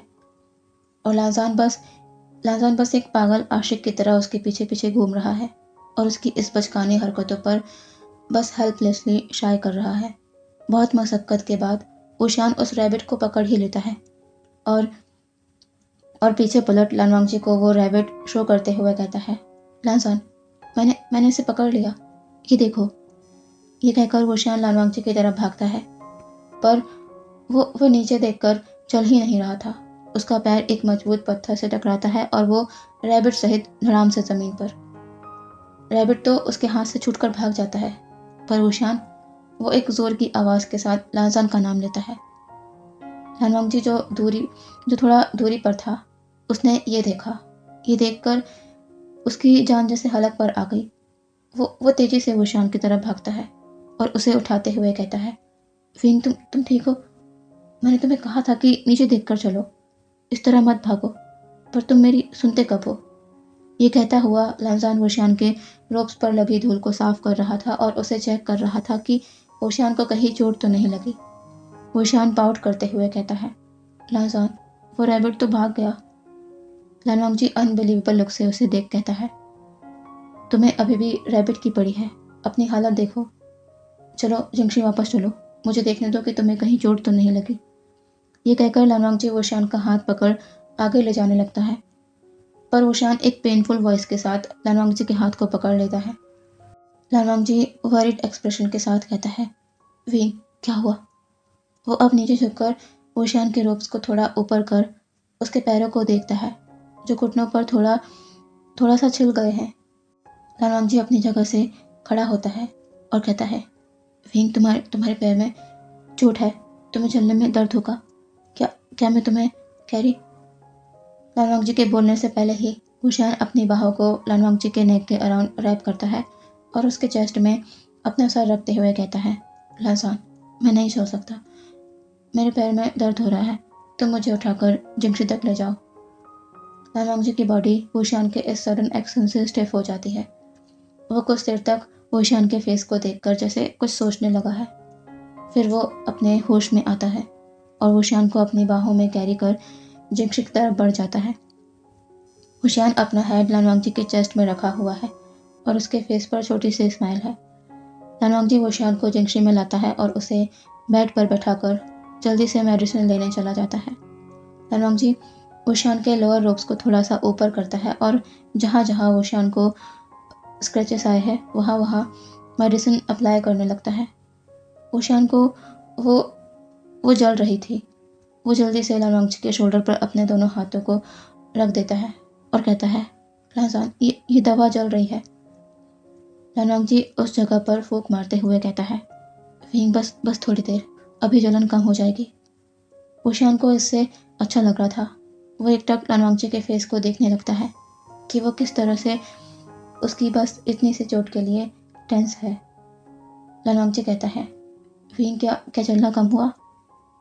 वुशियान कुछ नहीं कहता। लान वांगजी कहता है, विंग, बताओ, क्या अभी भी ये जल रहा है? इस बार भी वुशियान की तरफ से कोई रिस्पॉन्स नहीं। लान वांगजी अब अपना सर ऊपर कर ओशियान को देखता है और कहता है, विंग, क्या क्या ये? लेकिन उसके शब्द उसके गले पर ही अटक जाते हैं जब वो देखता है कि विंग किस तरह से उसे देख रहा है। लालवांगजी ओशियान की इन आंखों में खो ही जाता है और उन्हें पता भी नहीं चलता कि ऐसा करते हुए वो वो कब एक दूसरे के करीब बढ़ रहे हैं। वे तब तक एक दूसरे के करीब आते हैं जब तक कि उनके लिप्स आपस में टच नहीं हो जाते। ओशियान को सेंस है कि वो अभी क्या कर रहा है। वो लाजान को किस कर रहा है, पर लालवांगजी जैसे वो अपने होश गंवा चुका है। धीरे धीरे ओशियान कब बेड से नीचे लालवांगजी के लैब में आ जाता है उसे पता ही नहीं चलता। लालवांगजी के हाथ ओशियान की वेस्ट को सिक्योरली पकड़ उसे अपने और करीब करते जा रहे हैं। दोनों पागलों की तरह एक दूसरे के लिप्स को किस एंड शक कर रहे हैं। तभी जिंगशी के डोर पर नॉक की आवाज़ होती है जो लालवांगजी को वापस अपने होश में लाती है। वो ओशियान को देखता है शॉकिंगली। ये वो क्या कर रहा था? उसने ये क्या किया? लालवांगजी डरी हुई आंखों से ओशियान को देख रहा है। ओशियान कुछ कहता उससे पहले ही लालवांगजी ओशियान को उठाता है और उसे धीरे से बेड पर रख कहता है, मैं देखता हूँ कौन है। ये कहकर लालवांगजी डोर की तरफ चला जाता है। वो डोर को ओपन करता है तो वो अपने सामने जिस इंसान को देखता है उसे देखकर उसकी आंखें शॉक में बड़ी बड़ी हो जाती हैं। इस इंसान को यहाँ देखने की कल्पना लालवांगजी ने नहीं की थी। वो कहता है, राजकुमार जियांग। सामने जियांगचेंग खड़ा हुआ है। वो लालवांगजी को ग्रीट कर कहता है, राजकुमार लान, माफ़ करिएगा आपको बिना खबर किए यहाँ आने के लिए। क्या क्या राजकुमार अंदर हैं? मैं उनसे मिलना चाहता हूँ। ओशियान ने जब जियांगचेंग की आवाज़ को सुना तो वो जल्दी से बेड से खड़ा हो गया और उसने अपने अपने रोब्स को जो घुटने तक थे उन्हें सही से नीचे कर दिया। लालवांगजी डोर से साइड होते हुए कहता है, विंग अंदर है, आप अंदर आ सकते हैं। जियांगचेंग अपना सर नोट करता है और जिंगशी के अंदर आ जाता है। तभी उसकी नज़र बेड के पास खड़े ओशियान पर जाती है। वो उसके सामने आकर खड़ा हो जाता है। ओशियान जियांगचेंग को ग्रीट कर कहता है, राजकुमार जियांग, आप यहाँ? जियांगचेंग कहता है, हाँ, मैं आपसे बात करना चाह रहा था। क्या हम बात कर सकते हैं? लालवांगजी उन दोनों को दूर से खड़ा देख रहा है। उसके अंदर एक नई भावना पनप रही है जिसे शायद जलन भावना कहते हैं, पर उसे ये हक नहीं है। लालवांगजी वहाँ पर खड़ा नहीं रहता। वो कहता है, आप लोग बात कीजिए, मैं कबीला जा रहा हूँ। ये कहकर लालवांगजी वहाँ से चला जाता है। ओशियान जियांगचेंग को देखता है जो शांत खड़ा है। ओशियान उसे टी टेबल की ओर इशारा कर कहता है, राजकुमार जियांग, आइए बैठिए। ये कहकर ओशियान टी टेबल की तरफ अपने कदमों को बढ़ाता है। ओशियान की चोट की वजह से उसे चलने में थोड़ी परेशानी हुई जिसे जियांगचेंग ने नोटिस कर लिया। वो उसके पास आते हुए कहता है, राजकुमार, आप ठीक हैं? क्या हुआ है आपको? ओशियान जल्दी से जियांगचेंग से थोड़ा पीछे होते हुए कहता है, राजकुमार, मैं ठीक हूँ, मुझे कुछ नहीं हुआ। जियांगचेंग कहता है, तो फिर आप इस तरह से क्यों चल रहे हैं? ओशियान कहता है, कुछ नहीं, वो बस मैं एक पत्थर में फंस गया था मेरा पैर, पर मैं अभी ठीक हूँ, कोई बड़ी बात नहीं है। जियांगचेंग झुककर ओशियान के पैर को चेक करने वाला होता है, पर ओशियान तुरंत उसे रोक देता है और कहता है, राजकुमार जियांग, आप ये क्या कर रहे हैं? जियांगचेंग कहता है, राजकुमार, मैं आपकी चोट को देखना चाहता हूँ, आपको चिकित्सक की ज़रूरत है। ओशियान कहता है, नहीं राजकुमार जियांग, अब मैं काफ़ी ठीक हूँ। लांजान ने दवा लगा दी थी, अब उसकी ज़रूरत नहीं। पता नहीं क्यों जियांगचेंग को यह पसंद नहीं आता। राजकुमार लान ने ओशियान को दवा लगाई। जियांगचेंग कहता है, राजकुमार, क्या मैं आपकी चोट को देख नहीं सकता? ओशियान कहता है, राजकुमार जियांग, मैं सचमुच ठीक हूँ। जियांगचेंग कहता है, आपको मुझसे शर्माने की ज़रूरत नहीं, वैसे भी हम बहुत जल्द साथ होने वाले हैं। ओशियान इस पर कुछ नहीं कहता। जियांगचेंग ओशियान की नज़रों में अपने लिए पहले जैसा वो जुनून नहीं देख पा रहा था जैसा उसे हमेशा देखने की आदत थी, जिस तरह ओशियान उसे देखा करता था। पर अब ऐसा नहीं है। क्या बदल गया है? क्या कुछ बदल गया है उनके बीच? कहीं उसने देर तो नहीं कर दी या कोई गलती तो नहीं कर दी उसने? वुशियान को किसी और को सौंप कर। यहाँ लान कबीले के मेन हॉल में देखते हैं। जब लान वांगजी वहाँ पहुँचता है तो वो देखता है कि उसके अंकल और भाई के सामने किंग वे जांगसे और क्वीन कांगसेसरन बैठे हुए हैं। लान वांगजी उन्हें यहाँ देखकर हैरान होता है। वो वहाँ आकर उन दोनों को ग्रीट करता है। वे जांगसे और कांगसेसरन अपना सर नोट कर कहते हैं, राजकुमार लान, आप कैसे हैं? और वुशियान, वो ठीक तो है ना? लान वांगजी कहता है, जी किंग, विंग बिल्कुल ठीक है। वो जिंगशी में है। राजकुमार जियांग उससे बात कर रहे हैं। वे जांग से कहते हैं, अच्छा। लान वांगजी अपने अंकल और भाई को देखता है जो खुश नहीं नजर आ रहे हैं। लान चरण कहते हैं, वांगजी, किंग और क्वीन वुशियान को वापस हेलिंग ले जाने के लिए आए हैं। अब बस कुछ ही दिन बाकी है 2 महीने होने में। लान वांगजी को जैसे ये सुनकर बहुत बड़ा झटका लगा हो। विंग को वापस हेलिंग ले जाने 2 महीने होने वाले हैं। 2 महीने। लान वांगजी के दिमाग से ये बात तो निकल ही गई थी कि वुशियान उसके पास उसके हस्बैंड के रूप में सिर्फ 2 महीने के लिए है। फिर वो वापस चला जाएगा और उसका हो जाएगा जिसका वो होना चाहता था। लान वांगजी कुछ नहीं कह पाता। तभी वहाँ पर वुशियान और जियांगचेंग आते हैं। वुशियान अपने माँ बाबा को यहाँ देखकर शौक भी था और खुश भी। वो उनके गले लगते हुए कहता है, माँ, बाबा, आप लोग यहाँ? वे जांग से कहते हैं, हाँ, हम तुम्हें अपने साथ वापस ले जाने को आए हैं, हीलिंग। ये सुनकर वुशियान के फेस की स्माइल ड्रॉप हो जाती है। वो कहता है, वापस? वे जांग से कहते हैं, क्योंकि 2 महीने पूरे होने में बस कुछ ही दिन हैं। जियांग राज्य से सभी हीलिंग आने वाले हैं 5 दिन बाद। फिर उस दिन वहाँ पर कुछ रिचुअल्स के साथ वांगजी और तुम्हारी मैरिज को तोड़ दिया जाएगा। फिर राजकुमार जियांग के साथ तुम्हारी मैरिज फिक्स होगी। जियांगचेंग के फेस पर ये सुनकर स्माइल आ जाती है। लानचरन और लानशुचन बस चुपचाप अपने सामने ये तमाशा देख रहे हैं। और लान वांगजी, उसका दिल वेजांगसी की बातों को सुनकर तिल तिल टूट रहा है। उसने सोचा था कि वो अपने आप को संभाल लेगा, उसे किसी भी चीज़ से दर्द नहीं होगा, पर उसे दर्द हो रहा है। वुशियान के फेस पर कोई भी एक्सप्रेशन नहीं, ना ही वो अपने बाबा की बात को डिनाई करता है। वुशियान अपना हेड टर्न कर लान वांगजी को देखता है जो उसे ही देख रहा है। वुशियान आज पहली बार लान वांगजी के फेस पर एक्सप्रेशंस को पढ़ पा रहा था। वो खुश नहीं है। वे जांग से कहते हैं, वुशियान, क्या हुआ? चलो तैयारी करो, क्या तुम्हें चलना नहीं है? वुशियान अपने बाबा को देखता है और बस धीरे से अपना सर नोट कर देता है। वुशियान जिंगशी में चला जाता है अपने सामान को लेने। वो सोच रहा था कि लाजान उसके पास आएगा, पर ऐसा नहीं हुआ।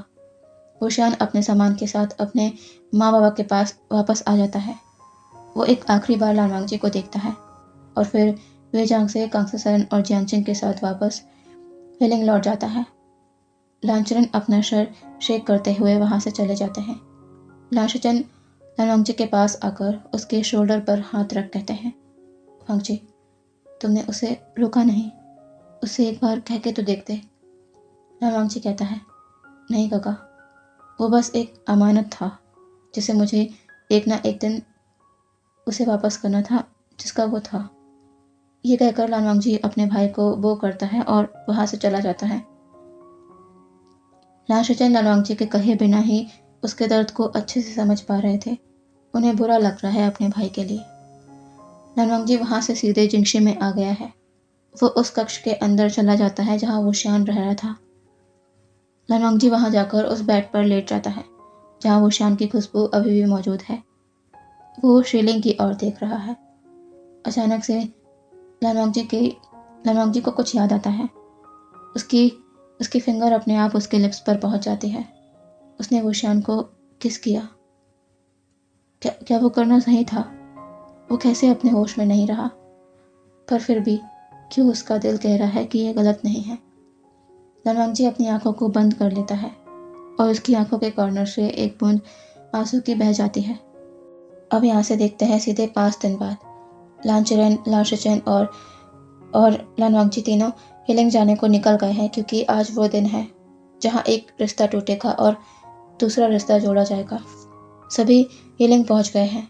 जियांग फैमिली भी हीलिंग आ चुकी है। वे चांग से सभी के साथ बैठे हुए हैं। लानवांग जी वो बिल्कुल शांत है, चेहरे पर कोई भी एक्सप्रेशंस नहीं।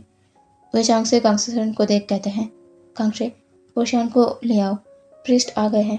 इसके बाद हमें वुशियान और राजकुमार जियांग की मैरिज की भी बात करनी है। कांगसेरन अपना सर नोट करती है और वहाँ से वुशियान को लेने चली जाती हैं। वुशियान अपने कक्ष में बैठा हुआ था। कांगसेरन उसके पास आकर कहती हैं, विंग, चलो बाबा बुला रहे हैं। लानक्लान से वो लोग आ गए हैं। वुशियान अपना सर नोट करता है और अपनी माँ के साथ हॉल की तरफ चला जाता है। वुशियान वहाँ आता है। सबसे पहले उसकी नज़र लानवांग जी पर जाती है, जो शांत बैठा हुआ है, एज यूजुअल, नो एक्सप्रेशन। वे चांग से कहते हैं, प्रीस्ट, आप रिचुअल शुरू कीजिए। वुशियान आ गया है। लानवांग जी अपने स्थान से उठता है और वुशियान के साइड में आकर खड़ा हो जाता है। वुशियान उसे देख रहा है, एक अलग ही इमोशन के साथ। प्रीस्ट कुछ रिचुअल करते हैं और वुशियान और लानवांग जी को देख कहते हैं, राजकुमार लान, आप अपने क्लान के फॉरेड रिबन को, जो आपने राजकुमार वी के कलाई में बांधा था, उसे अनटाई करके अपने पास वापस ले लीजिए। इसके बाद आप दोनों की मैरिज अमान्य मानी जाएगी। आप लोग एक दूसरे के अल्फा ओमेगा नहीं रहेंगे। लानवांग जी वुशियान की तरफ पलटता है। वुशियान वो लानवांग जी की तरफ नहीं पलटता। वो अभी भी सामने सबकी तरफ फेस करके खड़ा हुआ है। लानवांग जी कहता है, विंग। वुशियान लानवांग जी की तरफ नहीं पलटता। लानवांग जी फिर कहता है, विंग, अपना हाथ आगे करो। वुशियान ये भी नहीं करता। सभी एक दूसरे को देखने लगते हैं। जियांगचेन के चेहरे का रंग बदल जाता है। वे कांगसेरन को देखते हैं, फिर वुशियान को। वो कहते हैं, वुशियान, अपना हाथ आगे करो बेटा। वुशियान अपने बाबा के कहने पर भी अपना हाथ आगे नहीं करता और न ही लानवांग जी की तरफ पलटता है। लानवांग जी अब अपने हाथ को आगे करता है वुशियान के हाथ को पकड़ने के लिए, पर वुशियान बीच में ही लानवांग जी के हाथ को रोक देता है। वुशियान अब लानवांग जी को देखता है। लानवांग जी कहता है, विंग, ये क्या कर रहे हो? वे चांग से भी कहते हैं, वुशियान, तुम राजकुमार लान को उनका रिबन खोलने क्यों नहीं दे रहे? वुशियान सबकी तरफ देखता है, फिर लानवांग जी को। वुशियान कहता है, क्योंकि बाबा, मैं ऐसा नहीं चाहता। मैं लांजान से अपनी मैरिज नहीं तोड़ना चाहता। मैं हमेशा लांजान का ही ओमेगा बनकर रहना चाहता हूँ और उसे ही अपना अल्फा मानूंगा जिंदगी भर के लिए। मैं लांजान से अलग नहीं होऊंगा बाबा, ना ही कोई दूसरी मैरिज करूँगा। सभी ये सुनकर अपने स्थान से खड़े हो जाते हैं। वुशियान के शब्दों ने सभी को हिलाकर रख दिया था, सबसे ज़्यादा लानवांग जी को। पर लानचरन और लानशजन, उनके फेस पर खुशी झलक रही है। उन्हें नहीं पता ये कैसे हुआ, पर वो यही चाहते थे। वो नहीं चाहते थे कि लानवांग जी और वुशियान अलग हो। वे चांग से वुशियान के पास आकर कहते हैं, वुशियान, ये तुम क्या कह रहे हो? तुम राजकुमार लान से मैरिज नहीं तोड़ना चाहते? अगर तुमने मैरिज नहीं तोड़ी तो तुम राजकुमार जियांग से मैरिज नहीं कर पाओगे। वुशियान कहता है, बाबा, मैं लांजान से मैरिज नहीं तोड़ूंगा, मतलब मैं राजकुमार जियांग से मैरिज नहीं करूंगा। मैडम यूँ कहती है, वुशियान, ये तुम क्या कह रहे हो? तुम्हें जियांग राज का ओमेगा बनना है। वे चांग से कहते हैं, वुशियान, तुम ये क्या कर रहे हो? तुम सोच समझ कर तो ये कह रहे हो ना बेटा?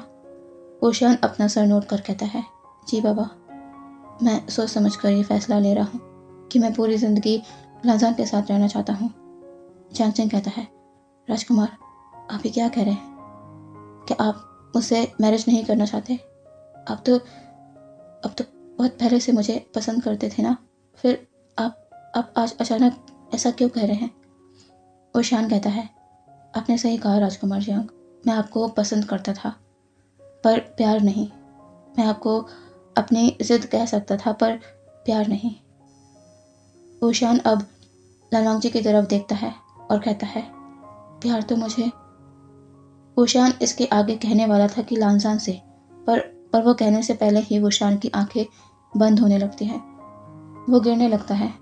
लानवांग जी, जो बिल्कुल शांत वहाँ पर खड़ा था, वो जल्दी से वुशियान को अपनी बाहों में होल्ड कर लेता है, क्योंकि उसकी नज़र एक टक वुशियान पर थी। वो कहता है, विंग, क्या हुआ तुम्हें? आंखें खोलो, क्या हुआ है तुम्हें? कांगसुसरन जल्दी से वुशान के पास आती है और उसके फेस को छूते हुए कहती है, विंग, क्या क्या हुआ बेटा, आंखें खोलो। पर वुशान नहीं उठता। कांगसुसरन कहती है, जल्दी से हीलर को बुलाओ। अब यहाँ से देखते हैं वुशान के कक्ष का सीन, जहाँ पर सभी लोग मौजूद हैं। हीलर हीलर वुशान को चेक कर रहे हैं। कांगसुसरन वुशान के पास बैठी हुई हैं। लानवांगजी टेंस्ड आइज से वुशान को देख रहा है। कांगसुसरन कहती है, क्या हुआ है मेरे विंग को? वो अचानक बेहोश कैसे हो गया?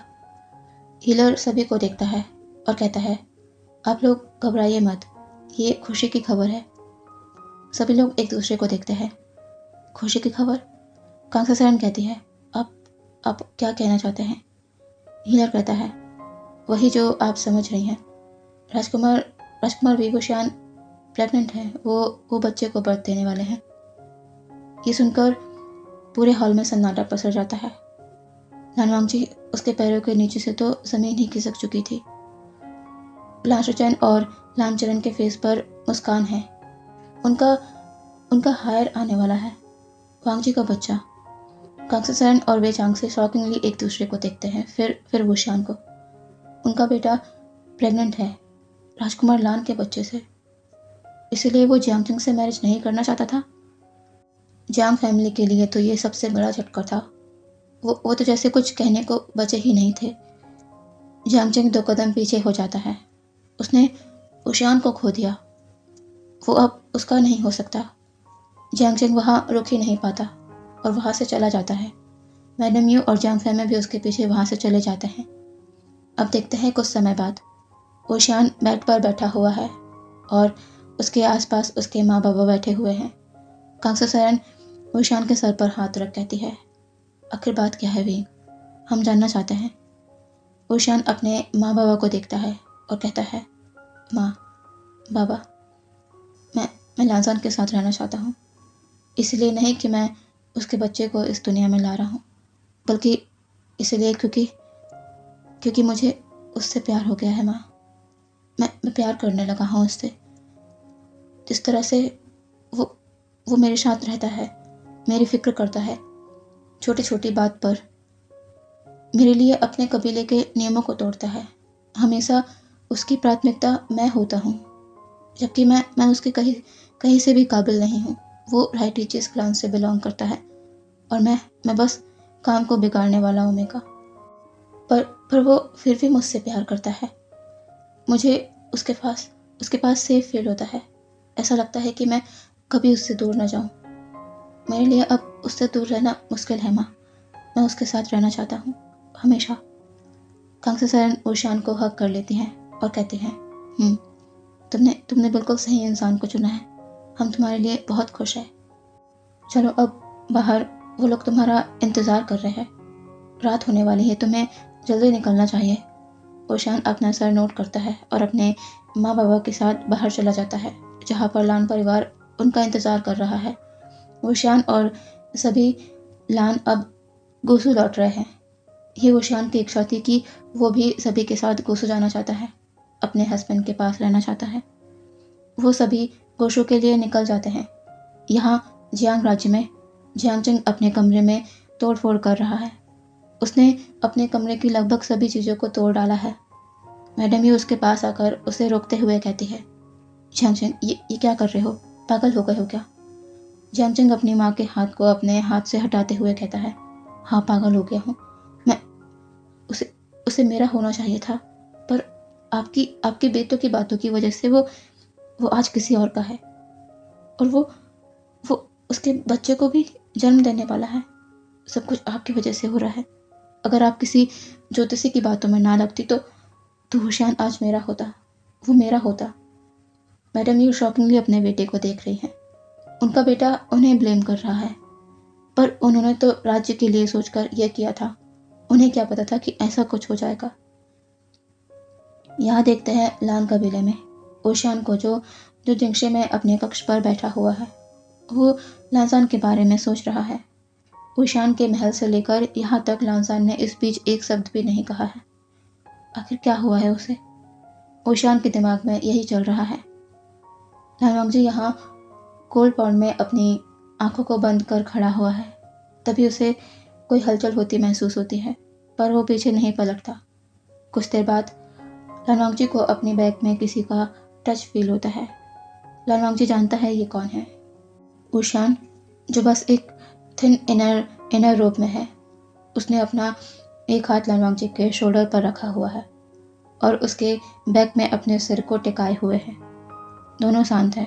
कुछ देर बाद ऊशियान कहता है, मुझसे नाराज हो किसी बात पर? लालवांगजी धीरे से पीछे पलटता है। दोनों एक दूसरे को देखते हैं। थोड़ी देर बाद लालवांगजी कहता है, तुमने, अंकल, भाई ने, सभी ने मुझसे झूठ कहा उस दिन कि तुम मेरे पास नहीं आए थे, जबकि तुम उस रात मेरे साथ थे। हमारे बीच सब कुछ हो गया, फिर भी तुम मुझसे ये बात छिपाते रहे। अब मैं क्या करूँगा? मैं अंदर ही अंदर घुट रहा हूँ। वादा किया था कि तुम्हारे साथ कुछ नहीं करूँगा, लेकिन सब कुछ गलत हो गया। मैं कैसे खुद को माफ़ कर पाऊँगा? ये मैंने क्या कर दिया?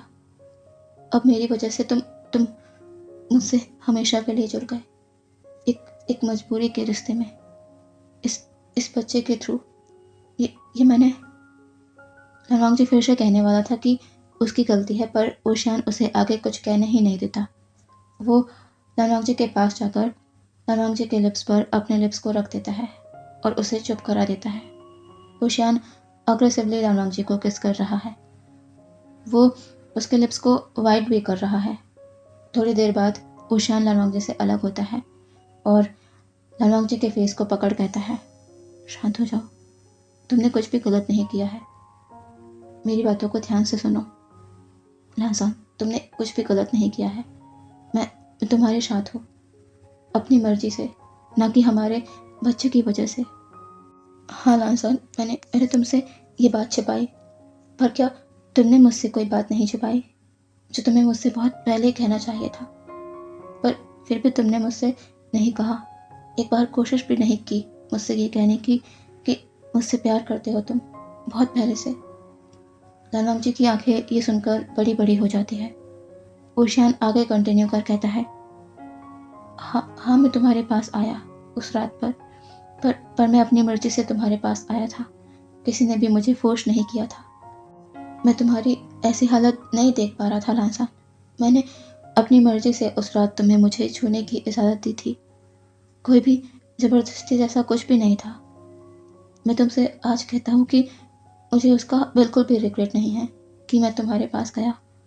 हम बचपन से साथ रहते आए हैं। तुम मुझसे प्यार करते थे, एक बार मुझसे कहकर तो देखते। मुझे तुमसे प्यार क्यों नहीं होता लालसान? बस तुम इस बात को सोचते रहे कि मैं राजकुमार जाम को पसंद करता हूँ। लालसान, मैं बच्चा था उस समय, एक जिद पकड़ ली और उसे पूरा करने में लग गया। वो मेरी पसंद या कहो अट्रैक्शन हो सकता है, पर प्यार नहीं लालसान। वो प्यार नहीं था, क्योंकि प्यार तो मुझे तुमसे हुआ है, तुम्हें जानकर, ये जानकर कि तुम मुझसे प्यार करते थे। लालसान, नहीं पता कब कैसे, पर मुझे तुमसे प्यार हो गया। लालसान, बहुत ज़्यादा प्यार करता हूँ मैं तुमसे। मैं तुम्हारे बिना जीने का अब सोच भी नहीं सकता, कभी नहीं। मैं तुम्हारे साथ जीना चाहता हूँ लालसान, तुम्हारे साथ, हमारे आने वाले बच्चों के साथ। लालवांगजी, जो ऊशियान की एक एक बात को सुन रहा था, उसे इतनी खुशी हुई ये जानकर कि ऊशियान भी उससे प्यार करने लगा है। वो किसी मजबूरी के तहत उसके साथ नहीं था। लालवांगजी अपनी इस खुशी को बयां नहीं कर सकता। वो तुरंत ऊशियान को हक कर लेता है। लालवांगजी कहता है, वीन, तुमने कहा तुम भी मुझसे प्यार करने लगे हो। ऊशियान कहता है, हाँ लालसान, मैं भी तुमसे प्यार करता हूँ, तुमसे प्यार करता हूँ लालसान। लालवांगजी अपनी आंखों को टाइटली बंद करता है और कहता है, वीन, ये सपना नहीं है, तुम सचमुच मेरी बाहों में हो, मुझे यकीन नहीं हो रहा। ऊशियान लालवांगजी से अलग होता है और लालवांगजी को देखते हुए ही अचानक से वो अपने थिन अपर रोप को हटा देता है। लालवांगजी की सांस ही अटक जाती है ऊशियान को अपने सामने इस तरह से देखकर। ऊशियान अब लालवांगजी के पास आकर उसके सीने से लग जाता है ओशियान का चेस्ट लालवांगजी के चेस्ट से टच होता है। लालवांगजी की धड़कनें तेज हो जाती हैं। ओशियान लालवांगजी के कान के पास लो और थोड़ी सरकते वॉइस में कहता है, लांसान, मुझे पूरी तरह छूकर यकीन कर लो कि ये कोई सपना नहीं है। मैं सचमुच तुम्हारी बाहों में हूँ और आज तुम्हारा प्यार चाहता हूँ। मैं चाहता हूँ कि तुम मुझे शो करो कि तुम मुझसे कितना प्यार करते हो। लालवांगजी का हाथ ओशियान की बैक में कस जाता है। ओशियान इससे एक दर्द भरी आवाज़ करता है। लालवांगजी हर्ष की वॉइस में कहता है, इतने सालों का प्यार है मेरा, क्या संभाल पाओगे तुम? ओशियान लालवांगजी के ईयर लोब को लिख कर कहता है, संभाल लूँगा।